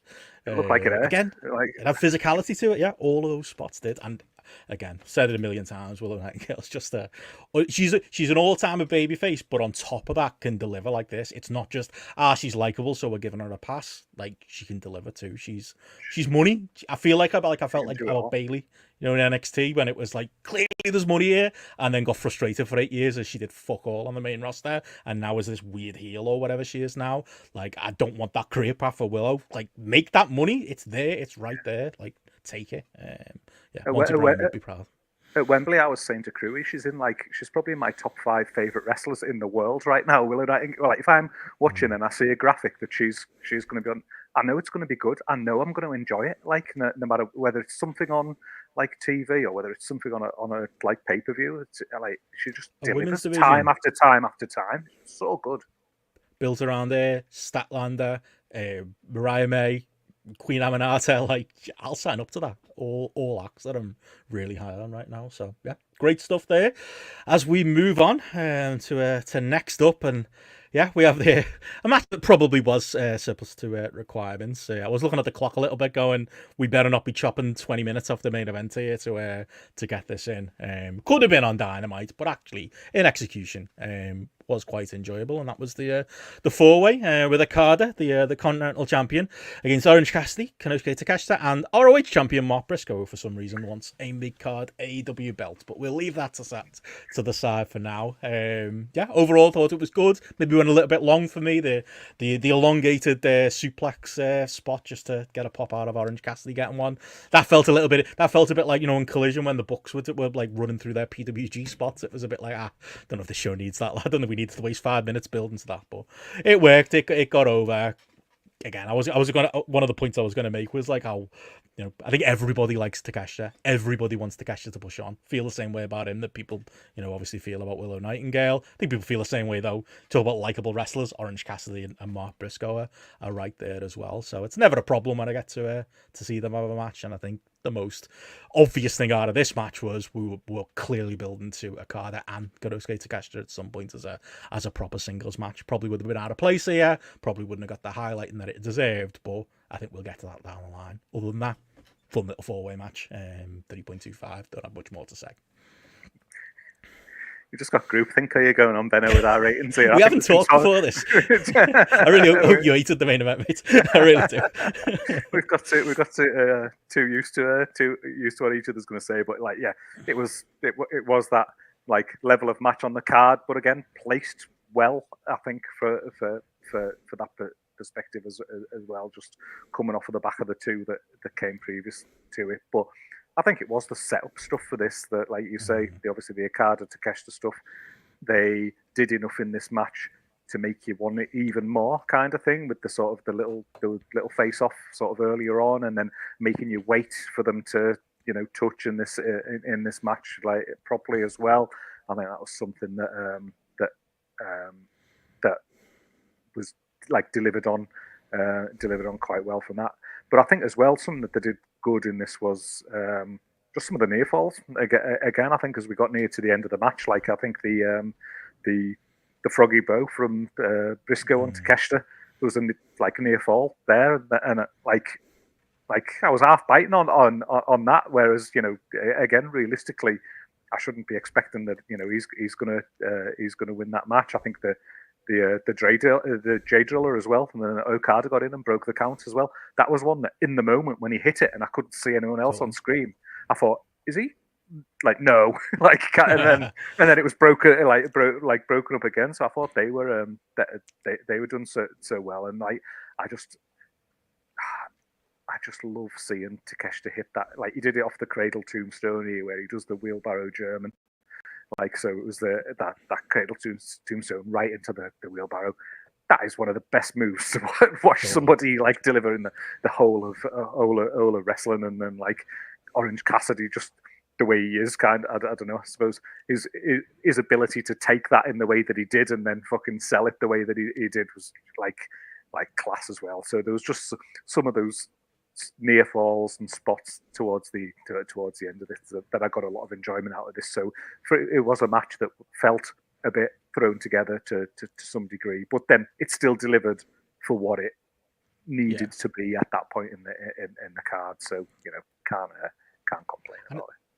It's one of them. I'm making a lot of jokes about like the same people going for belts, and there is a lot of that on these shows, but I think maybe that's a symptom of, like you said earlier, Tony Khan focusing on a smaller group of wrestlers. And who does he love? He loves Orange Cassidy. Who does he love? He loves Roderick Strong. There's these particular characters that are constantly in these spots. Mark Briscoe, it was clearly just a way to get him onto the card and give him a little bit of a reward. So that's the positive of it. The negative of it is, the fact that you have your ROH champion going for a mid-card belt, especially that, Platt says here, Okada Takeshita should be for the Continental Classic final. Yeah, remember that, which is a tournament for this very belt that we're just doing 4-ways for. Which, remember, like they literally lumped the ROH belt in with it and the strong belt. Yeah. It was, the idea was to have less, and now we've landed with more. I don't understand. I can't understand that. So it's like it should just be a tournament in isolation. You didn't need a belt at the end of it, sort of thing. So now, how do you handle it this year? Like what? Like it just, I guess logically, it's just a bit of a mess, like from that point of view. But I think a big thing for this coming out of this though was when I looked at the lineup, my assumption was, oh well, Briscoe's in there to take the fall because like you're not losing, you're not having a card to get beat. Obviously, Takeshita's not going to probably take the fall at this time, and Orange Cassidy never loses. And then so for Orange Cassidy to take the fall here, I thought that was interesting. As well, it was just I was surprised about that at the end. So from the ROH World Title point of view, I was like, oh, have they actually tried to thought about it? Have they tried to protect the ROH belt here a bit by making it Orange who's taken the fall, or I don't know. Avoid having to give a card in an ROH title shot or explain why he doesn't want one, which has been a problem, hasn't it? Like Joe and MJF and like that period, it was like, oh, no one really cares. The ROH champion's losing all the time, but yeah, overwhelmingly fun, but like not much more than that. Could have been on a Dynamite, is what I'd say. But from there into our next match, which was Mercedes Moné going over Hikaru Shida. Do we need to have a conversation about Mercedes Moné?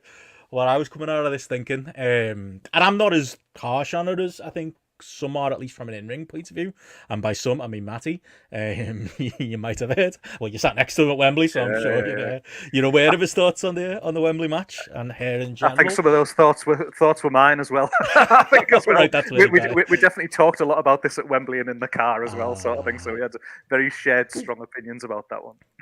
I'm very low on her as a character. I just don't enjoy her promo work. I don't think she's good at it. I think she speaks too much for somebody who can't. But I think the bigger problem has been, and it's not even like, I think that Wembley match aside, which I think a lot of people were lower on than me, the matches have been all right. Like the pay-per-view matches, at least. It's not like they've been terrible largely, but they have been underwhelming. They haven't been, greatest women's wrestler in the world, top star in AEW level, and this was another one of those. This is one of the ones I rewatched today, because at this point in the card I was flagging a little bit. It was late at night and I was kind of like, I don't really want to sit through this, because as a character I'm not particularly into Mercedes Moné right now, and Shida was just very much a challenger of the week for this one. But it actually fell apart even more on rewatch, like some of like the really awkward spots towards the end of the match, like over the knee that kind of missed, and Shida kept making Moné get back up again, and Moné seemed genuinely annoyed that they were going back to the spot, I think 3 different times, right down to the finish, the moneymaker that she just needs to drop. Like, she botched it the first time she did it, she botched it this last time she did it, and she's botched it multiple times, and you can blame the wrestlers taking it, but at some point you've got to understand that it just doesn't work as a move. Really flat ends to the match, and the match overall, I don't think, those moments aside, it wasn't bad, but it wasn't good enough. And yeah, it looked like another one from hearing from Steph, where a lot of people were at the merch stands as we found at Wembley, and yeah, the interest just doesn't seem there. And yeah, Mercedes just feels a little bit lacking right now, and has done, I think, for this AEW run as a whole. Like 100%. I think this match is it's a weird one, because I was sort of like starting to write my notes at the start of it, and I was really, really into it, like probably up until that last sort of 5-minute stretch or whatever it was, as they got closer to the finish. Like, I thought, like, oh, Mercedes is working like a lot more aggressively here. It looked like they maybe learned a bit from the Wembley match, and they went to stuff a bit earlier and tried to get the crowd up a bit earlier, and there was like, I was thinking, oh, the chemistry here between her and Shida is so much better than the chemistry between her and Britt at Wembley. You know, just little things, grinding the forearm in her face. You know, just when she's putting a boot in her face and things like that. She just looked nastier. She looked more heelish. She looked more like kind of in fitting with the character and things. And then I think there was quite a few like early strike exchanges that with like strikes and knees, and they had a lot of juice behind them. It looked like they were just laying stuff in a bit more and things. It looked like it was worked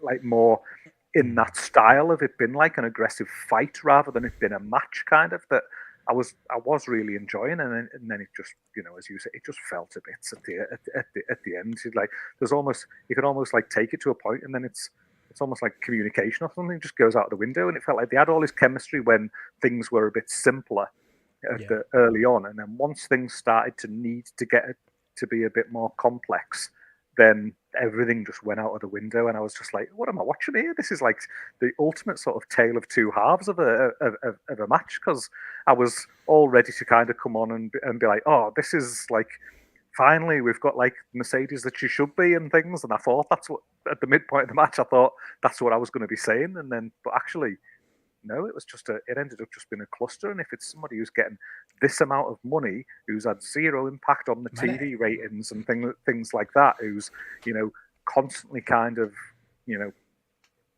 like failed to deliver in certain like scenarios, then it just left me thinking like what are we even doing here? Kind of thing. Why is she even here? And I would say, based on the first half of the match, it was probably better than most other matches that she's probably had in AEW, but given how much it fell away at the back end, like that's sort of telling in itself to me that this was probably up there for the quality of what she's brought to the table.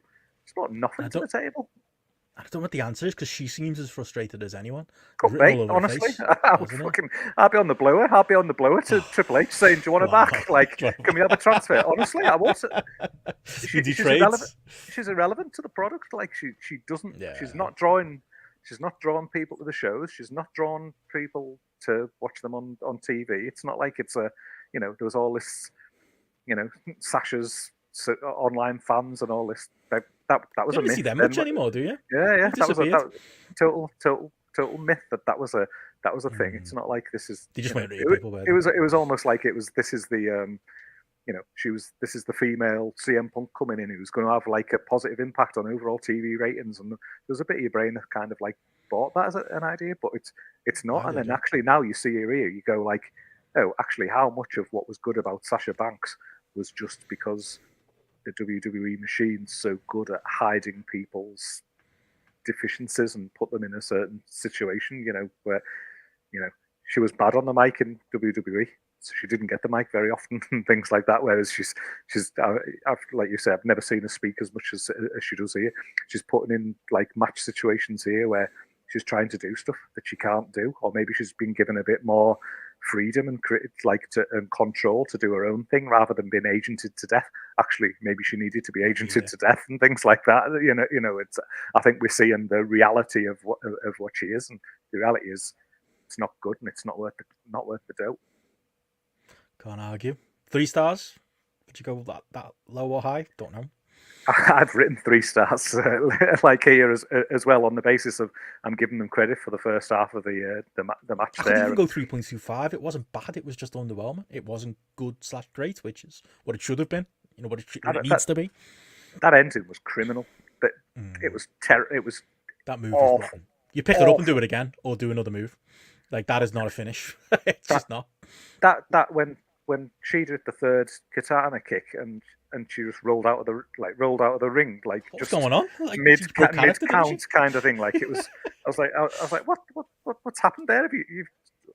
You've buried that as a finish, then haven't you? Like completely there, because you've just taken 3 of them, but not really. But you have. In theory, you have kind of like it's. Not good. It's bizarre.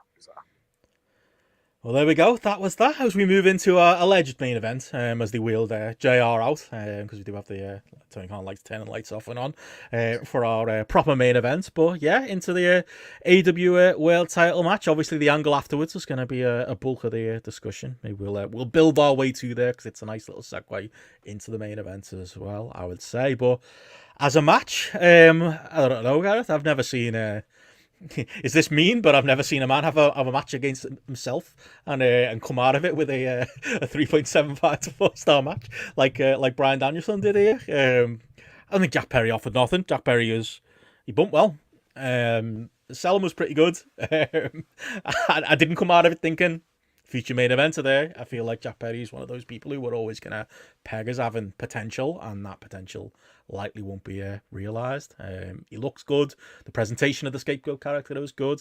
The Darby Allin-esque promo before the match was a bit weird. Bit of a strange way to get to this. Although it was the best possible use of the Bucks. The Bucks as his henchmen. Actually, that works. Rather than them actually in matches. I'll take that.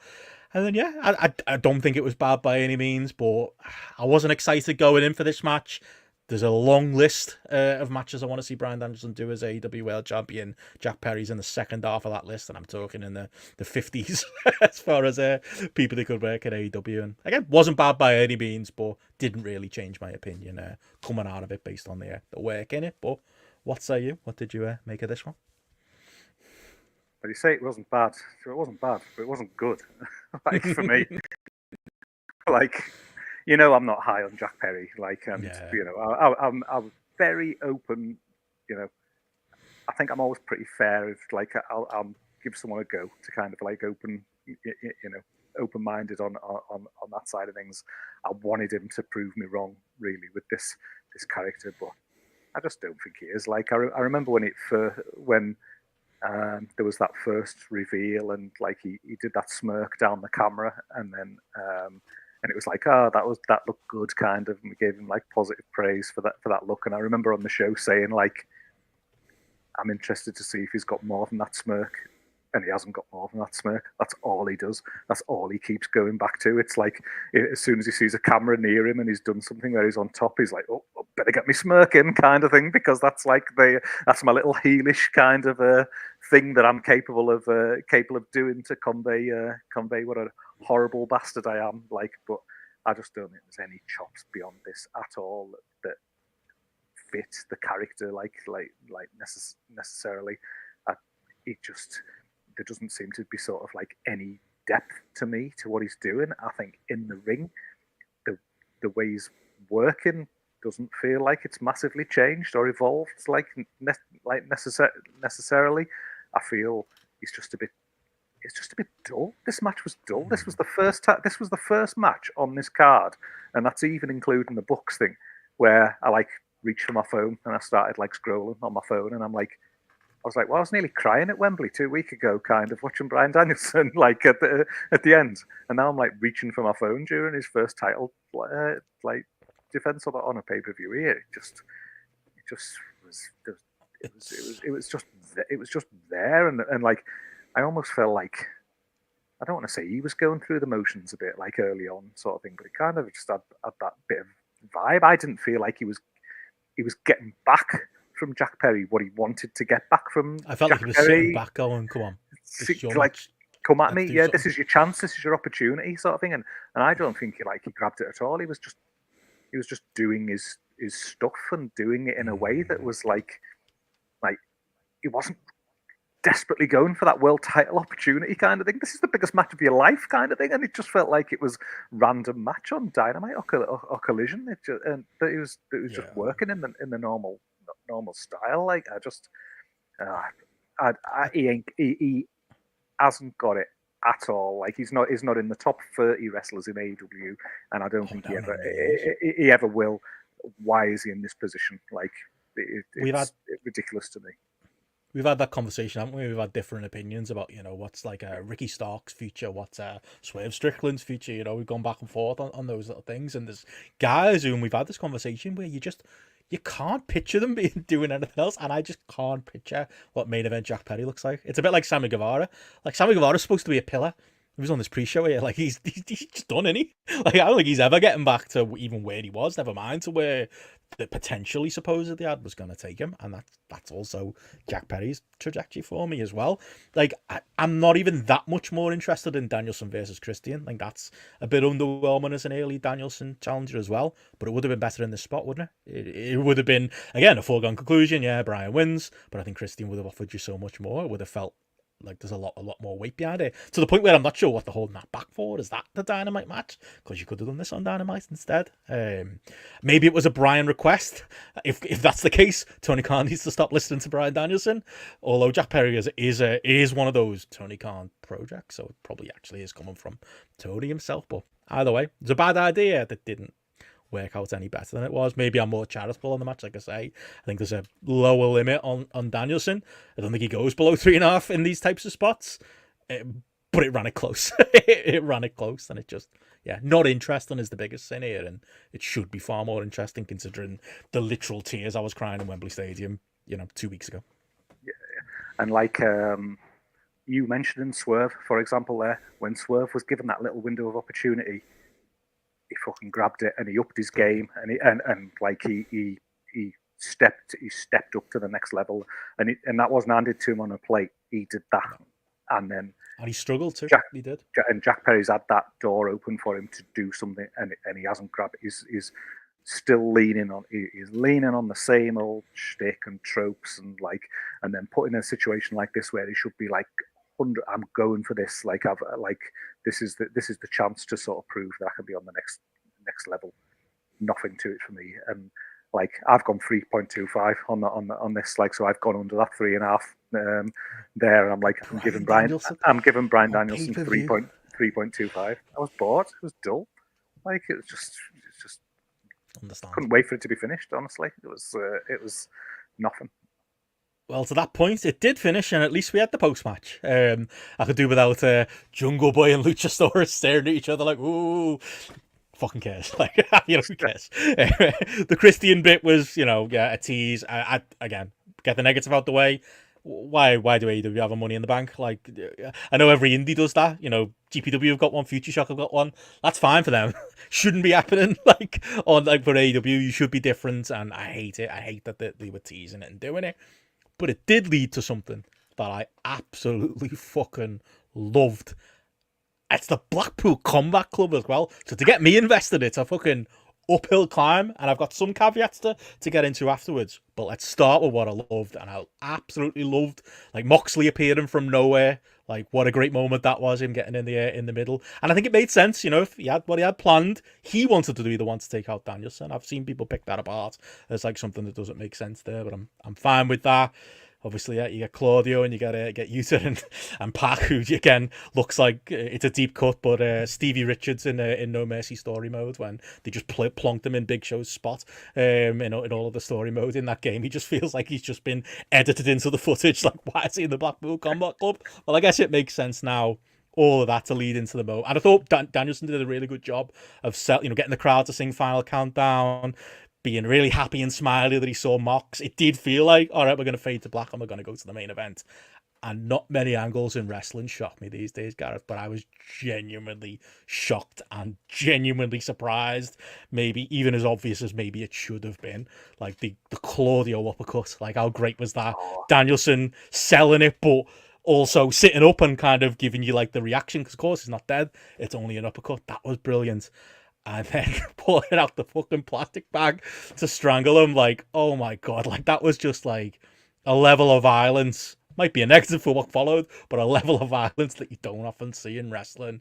It felt so brutal, so real. It elevated Moxley to a level of interest I haven't had in Moxley in about fucking 2 years at this point. And I think we've been building towards that with this odd little weird stuff on here on TV over the last couple of weeks. And add into that, I think the performances of everybody involved. I thought Claudio was good. I thought PAC was great.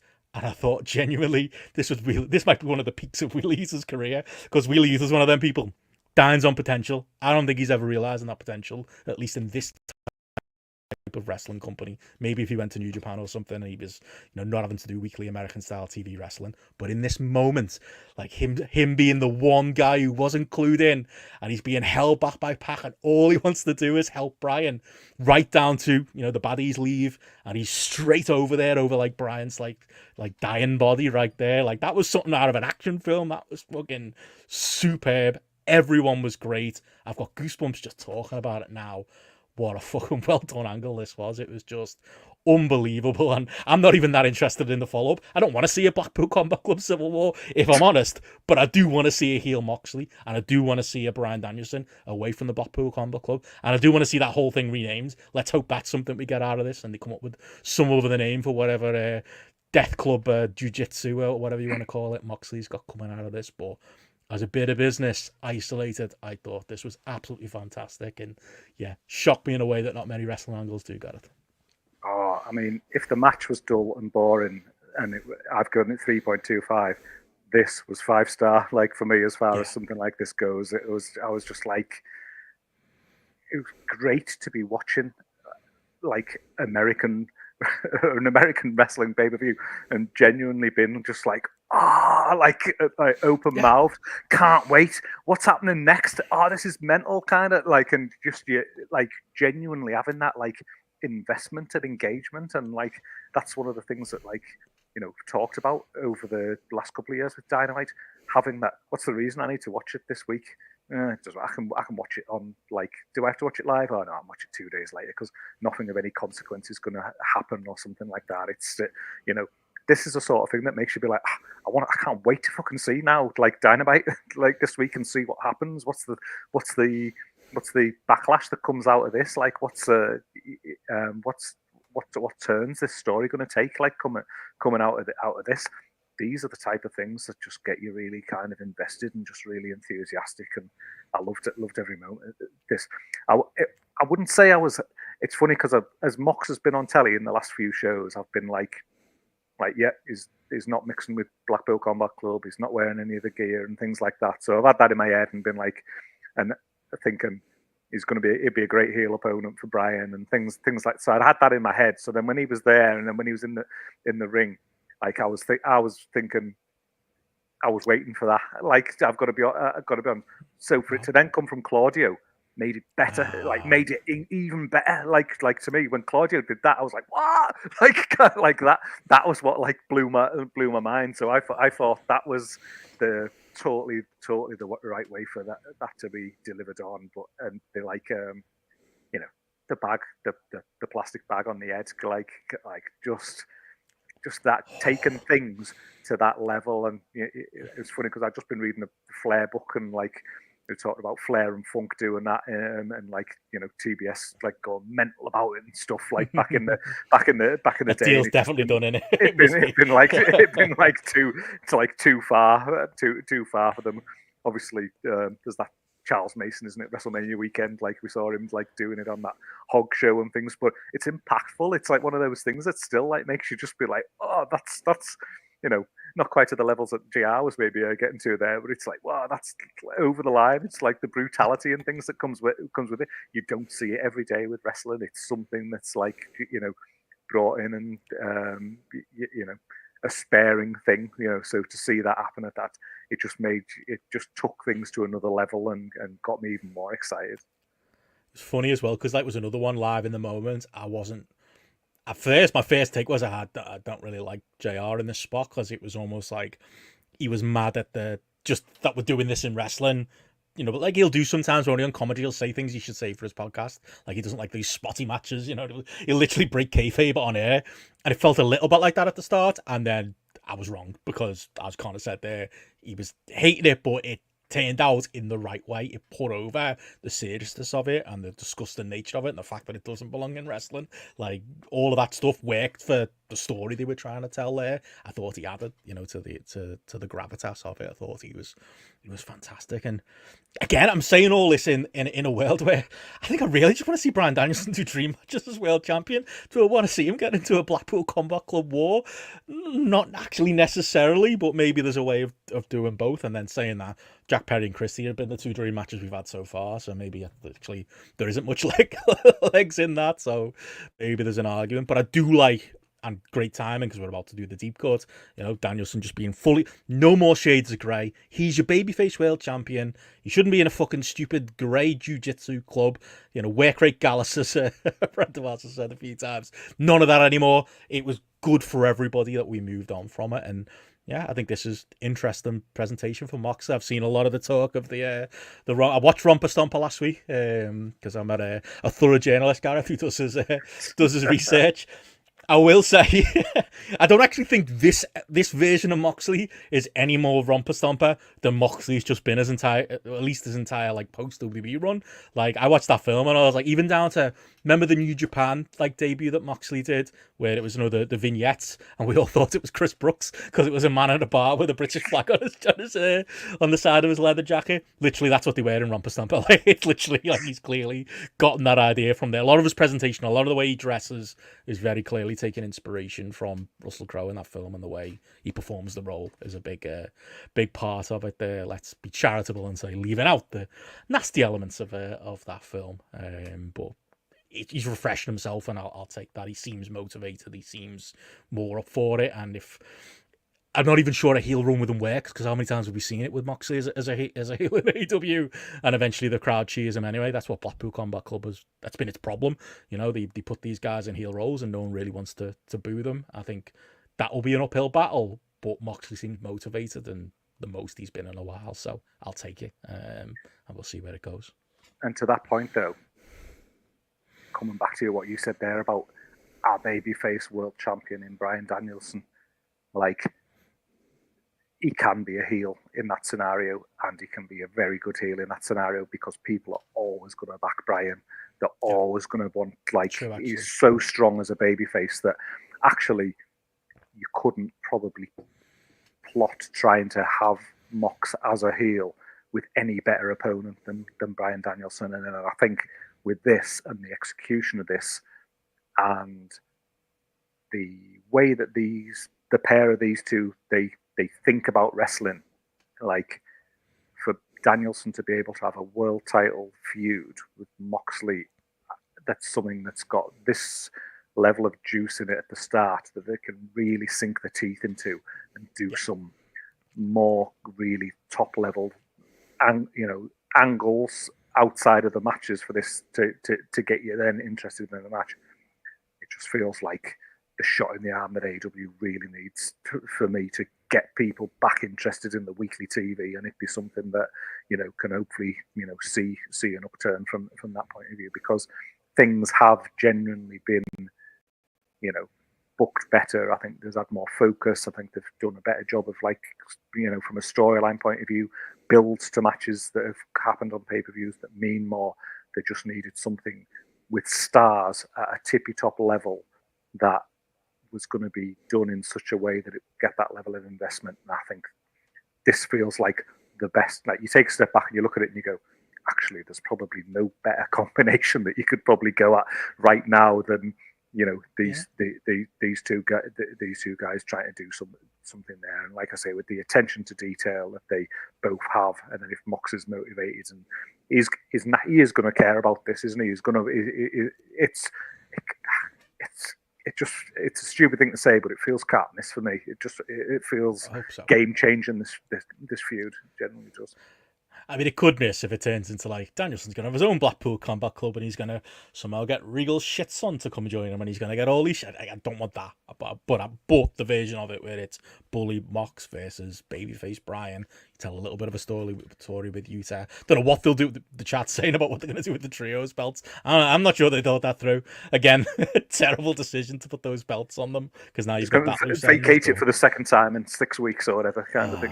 It just didn't need to happen, did it? Because no one cares about the trios belts anyway. They just didn't need to have them. But maybe this was thought through. Maybe it's part of a plan. Maybe Moxley not being at Wembley was also part of that grand plan. But I'm willing to go along for the ride, absolutely. And yeah, wrestling angles don't come much better than this. I think we've said enough praise on it. 5-star angle. I'm with you, Gareth. Can I say the one negative that I really think coming out of this? Wouldn't have done it right before this main event. I honestly will get into the main event, which is Adam Page and Swerve Strickland. My overall take on it, and there's plenty in the weeds to get into on the match, is they got there.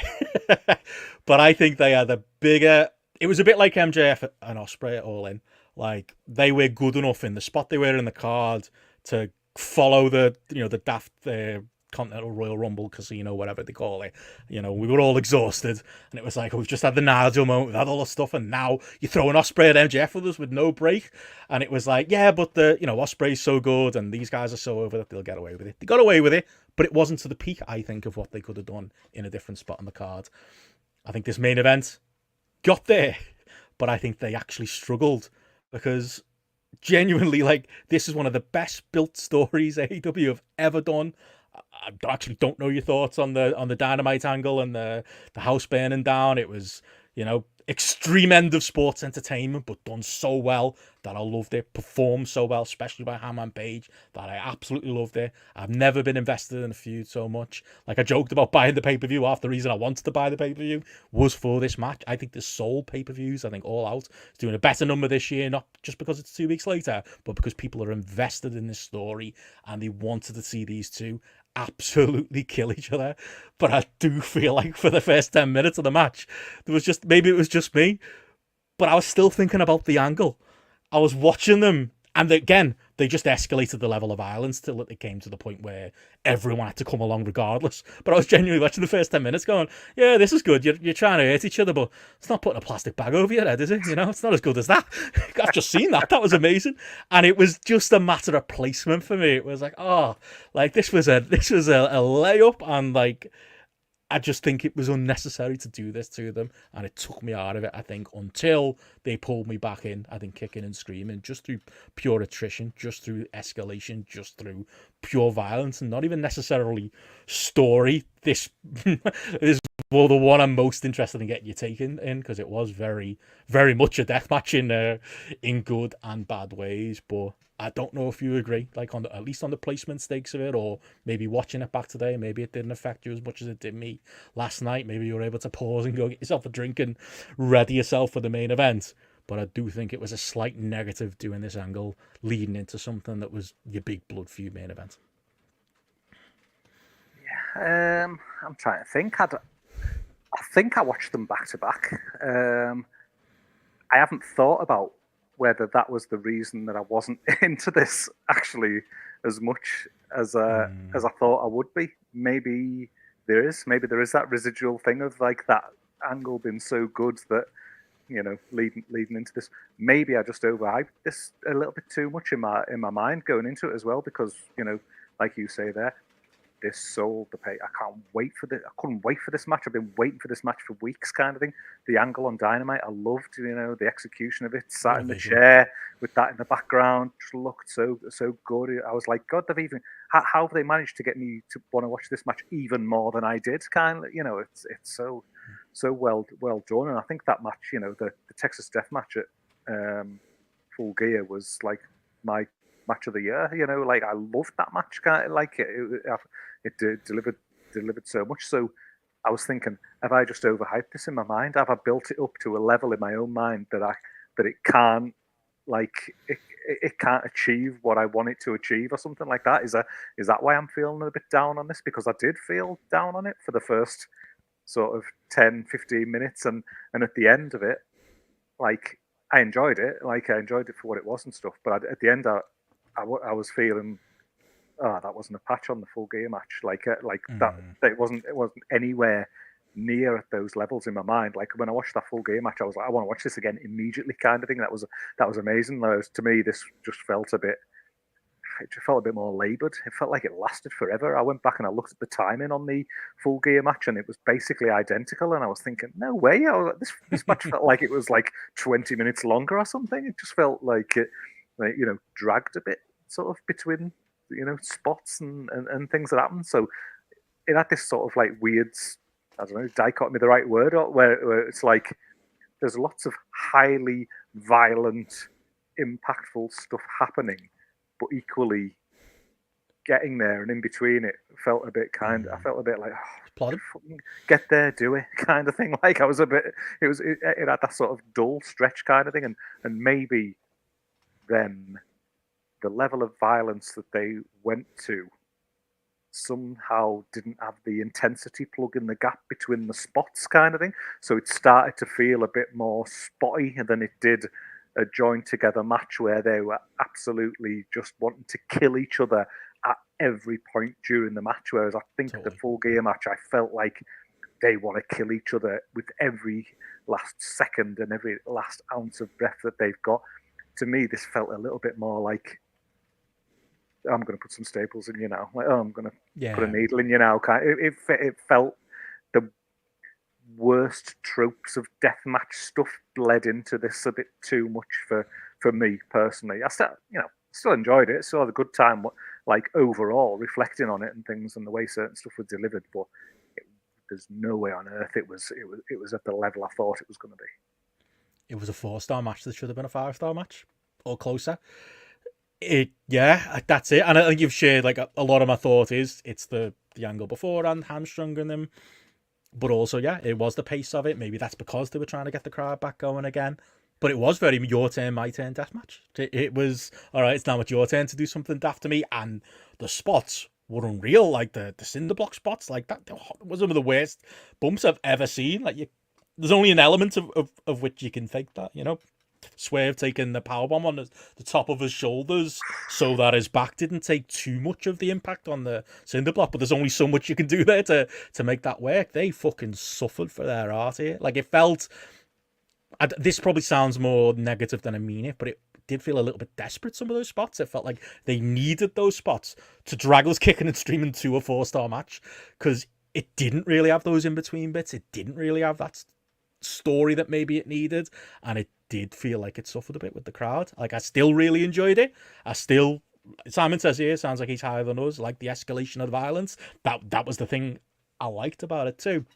But the negatives you say there, we're there, and we're saying this about a match that I still wouldn't go lower than 4 stars.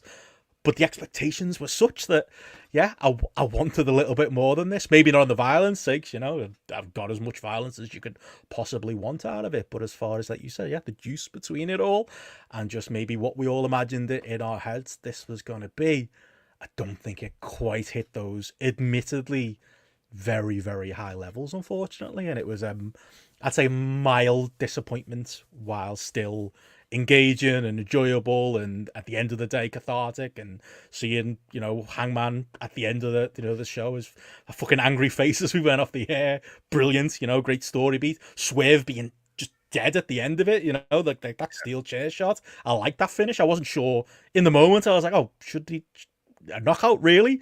But it worked because Swerve sold it like he was dead for the next 10 minutes. To be honest, when Tony Khan did the presser afterwards and cut it short 20 minutes, it was acting like there'd been some kind of death backstage or something like that. I was thinking, like, is Swerve actually all right? Like, is there actually more to this? Because he sold it that well in the moment. Nana sold it really well, on the outside. It was a peak ROH Prince Nana shouting through the ropes, camera catching little bits of audio performance from him as well. Plenty there to love. And at the end of it, they did what needed to be done. But I think on another night, there was another level it could have hit, is probably where I'd end up with. I think as I sort of like reflect on it now, and like, I think there's that thing of like, you can kill a man with your fists. Do you know what I mean? Like you can beat, you don't have to have weapons. And maybe it was lacking a bit of that, of the in between the spots of like the maybe there just wasn't enough of that, like just that gritty brawling kind of thing of like I'm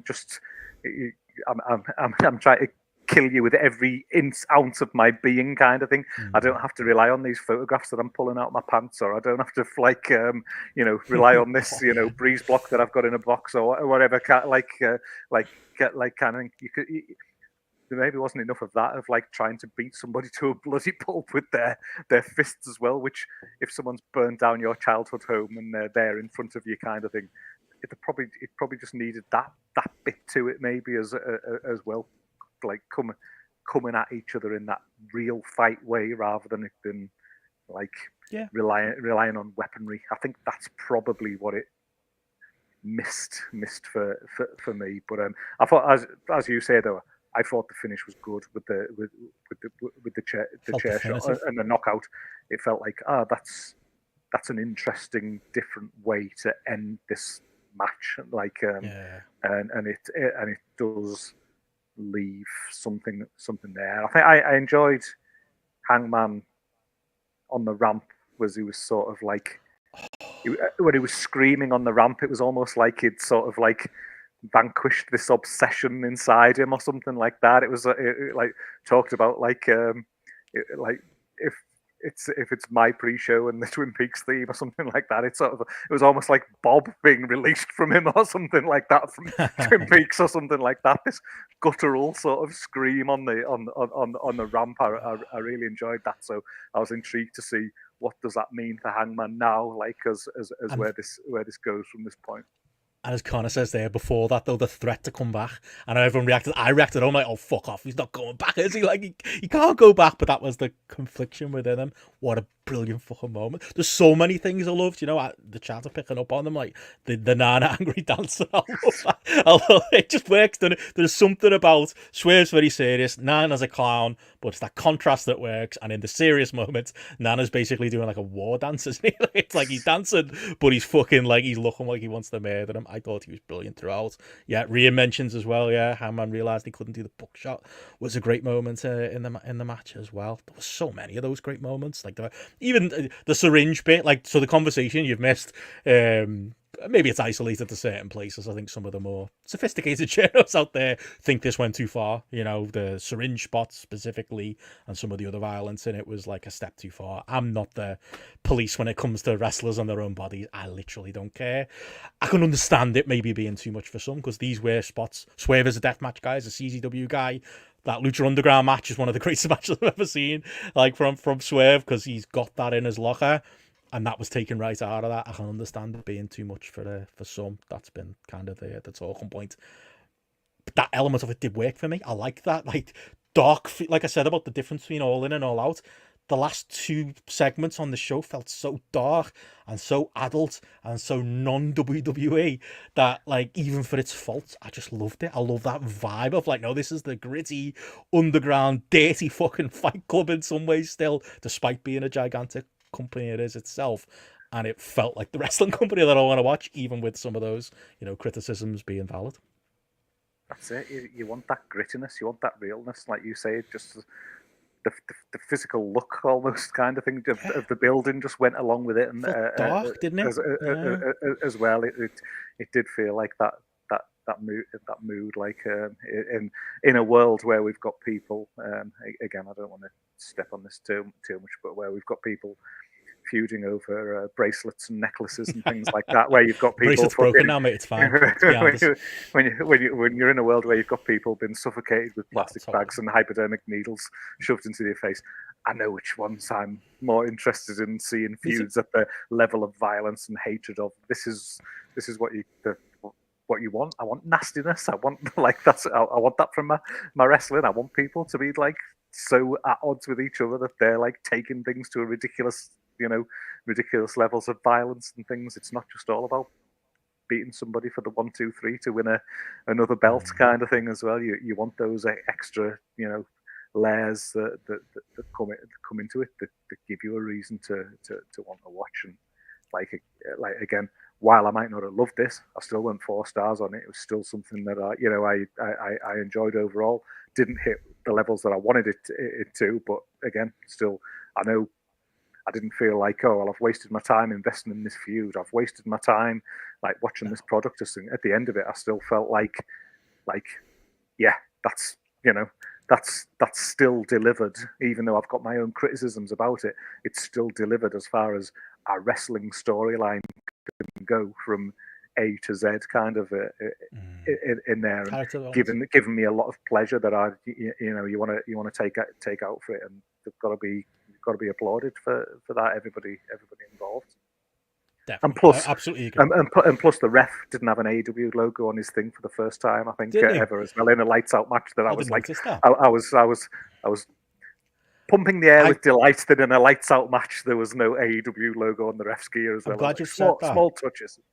Because I was hoping, like, when the ref was in the ring with the stripy top, I was just give them like a plain black CZW style deathmatch polo shirt, you know, like do something. At least I guess there was something, so I'll take that as a win. But yeah, totally agree with what you're saying. Like the character development of the two of them, I'm invested in both of them as characters. I think, is it fair to say Swerve Strickland is very legitimately a main event guy in AEW now? Like he 2 losses like this in a row doesn't matter. He's not going to turn around and be, you would hope, stuck in the mid card now going forward. Like as you alluded to before, like we've got to say it, like he has cemented himself, I think, as a top guy in AEW at this point. He's a lesson, I think, for so many wrestlers in how he's still not perfect. You know, there are elements of his in-ring that I don't always love, but as far as present yourself as a main event guy, changing your look, changing your character, changing everything about your presentation, you can tell he's particular about the way he's presented, and, you know, let's get rid of those embassy goons, but we'll keep Prince Nana, as I'm always saying. All those little things, he's dead on it. He knows what he should be doing week to week. If he doesn't have a promo, you hear reports of he makes sure he gets a promo in, you know, even if it's like a backstage one. He's present, and he's a lesson for wrestlers. I think he comes back. Presumably he's taking time off after this as well, like MJF. That's another report that's out there, but he's going to come back a top guy, face or heel, and that's job done, really, isn't it? I think, yes, losing the title felt like the end of like that, but this was almost like the punctuation on this mini run that Swerve's been on since he got the belt, and in the lead up to it as well. I think overwhelmingly a success for me. It matters. That is like almost, if you just take a step back and think of it now, he matters. He's not just a guy in the sea of great wrestlers, of, you know, mishmash of people, like lost in 6-man tags and things like that.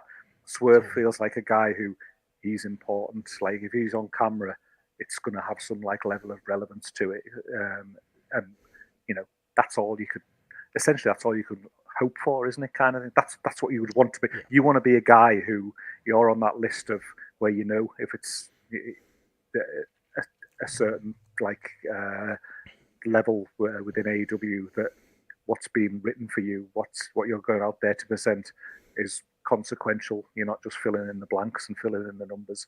And like he's managed to get himself from there to there, and, you know, huge credit to him, because as you know, I wasn't a big Swerve guy. He was someone I thought, yeah, he's good, but I didn't see like main event top guy potential in him.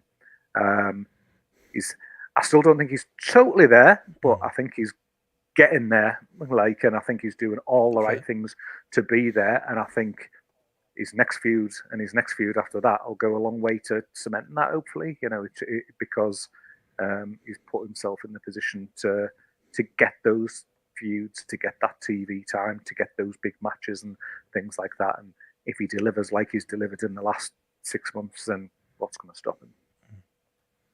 Absolutely. And there we go. Yeah, Simon saying here, yeah, somebody screamed when Hangman started to go back to the ring was the cinema WWE supposedly produces. That happened to me. I fell asleep during the post-show presser, and like it was like 6 a.m, like UK time. I'm pretty sure at that point, some cunt leaned in my window and screamed. I literally woke up in a whole panic. I didn't know what was going on.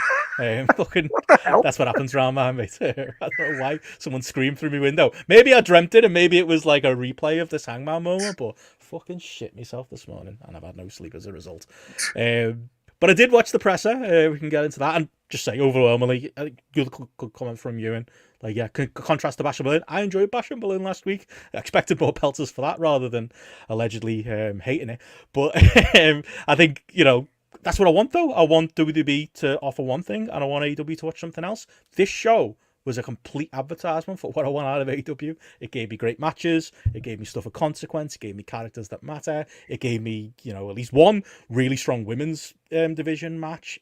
It had everything I wanted. It had an adult vibe to it.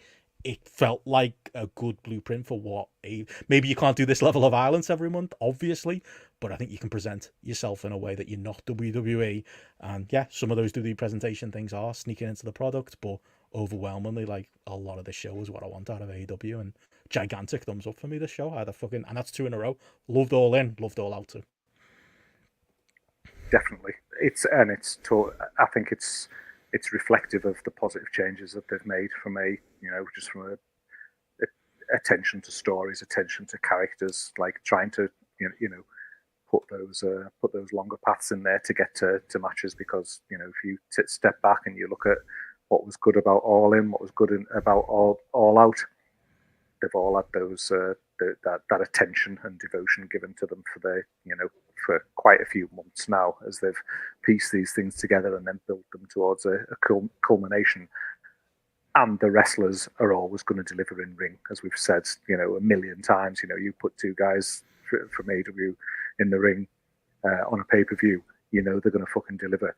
If you've then got a well-booked and well-written storyline or feud, like, fit behind it, like, even better still kind of thing, the start. It feels like, I feel nervous saying this, because how many times have we been here kind of thing, but it does feel like they're sort of putting the pieces of the jigsaw together to get closer to something that fits what I think the likes of us want as a product, but a product that is different to WWE and hopefully is going to be interesting to those viewers who've stopped watching over the last couple of years, as they did take their eye off the ball and they did go in some odd directions and didn't follow things through.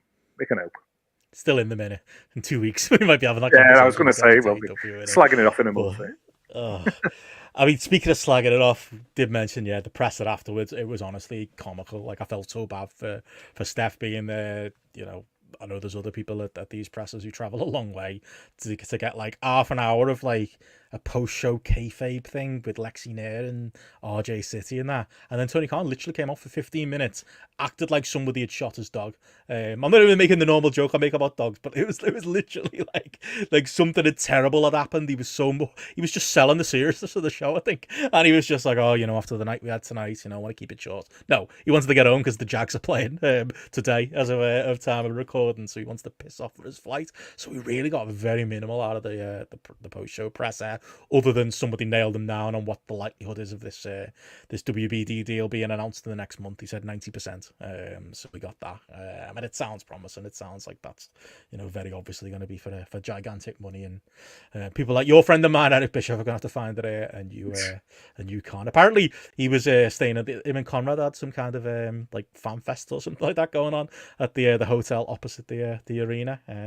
Might have been seen stealing some half and half milk from my source, Eric Bischoff. That's how you become a mortgage advisor. You've got to make sure you don't waste your money on things like that. Apparently, came down to the little canteen bit in the hotel and just pocketed all of the half and half milk and whatever the other thing is the Americans put in it for the cups of tea in the morning, and took it back up to his room. Good on him. That's how the rich stay rich. Yeah, I know they are, aren't they? But they go. That's all the news I really got out of this weekend. And Tony gone pissed off for his flight, and a TV deal is promising.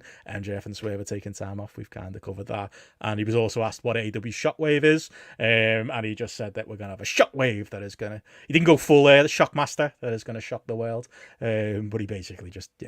I don't know what that is. I hope it's not another TV show. It probably is, though. So we can talk about that in a few weeks. Yeah, I know. More TV shows, more belts. That's the Shockwave Championship. The praise we just gave them. Nailed on it. He was literally like, Tony was like, ask me about the TV deal. Yeah, but I can't announce it, can't tell you anything. But thank you for asking. Just he was on very much a Tony Khan one for that, and that's it really. There's not much else to say news-wise coming out of it. You haven't missed much in your hideaway. I did have results from apparently a New Japan show that Road to Destruction that happened this morning as well. I'll let JP cover that in the midweek news dump. But anything else you want to reference or mention before we go? Enjoyed this. Good chat.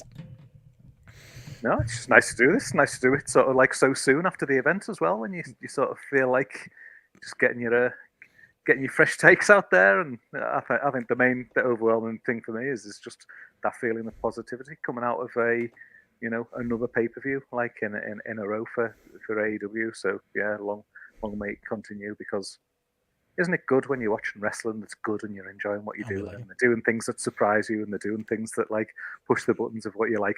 That's why we persevere with it for all these years. It's these moments like that angle at the end of the Danielson match there, because yeah, when wrestling hits like that, or when wrestling hits like Danielson winning that belt at Wembley, can't beat it, can you? The best.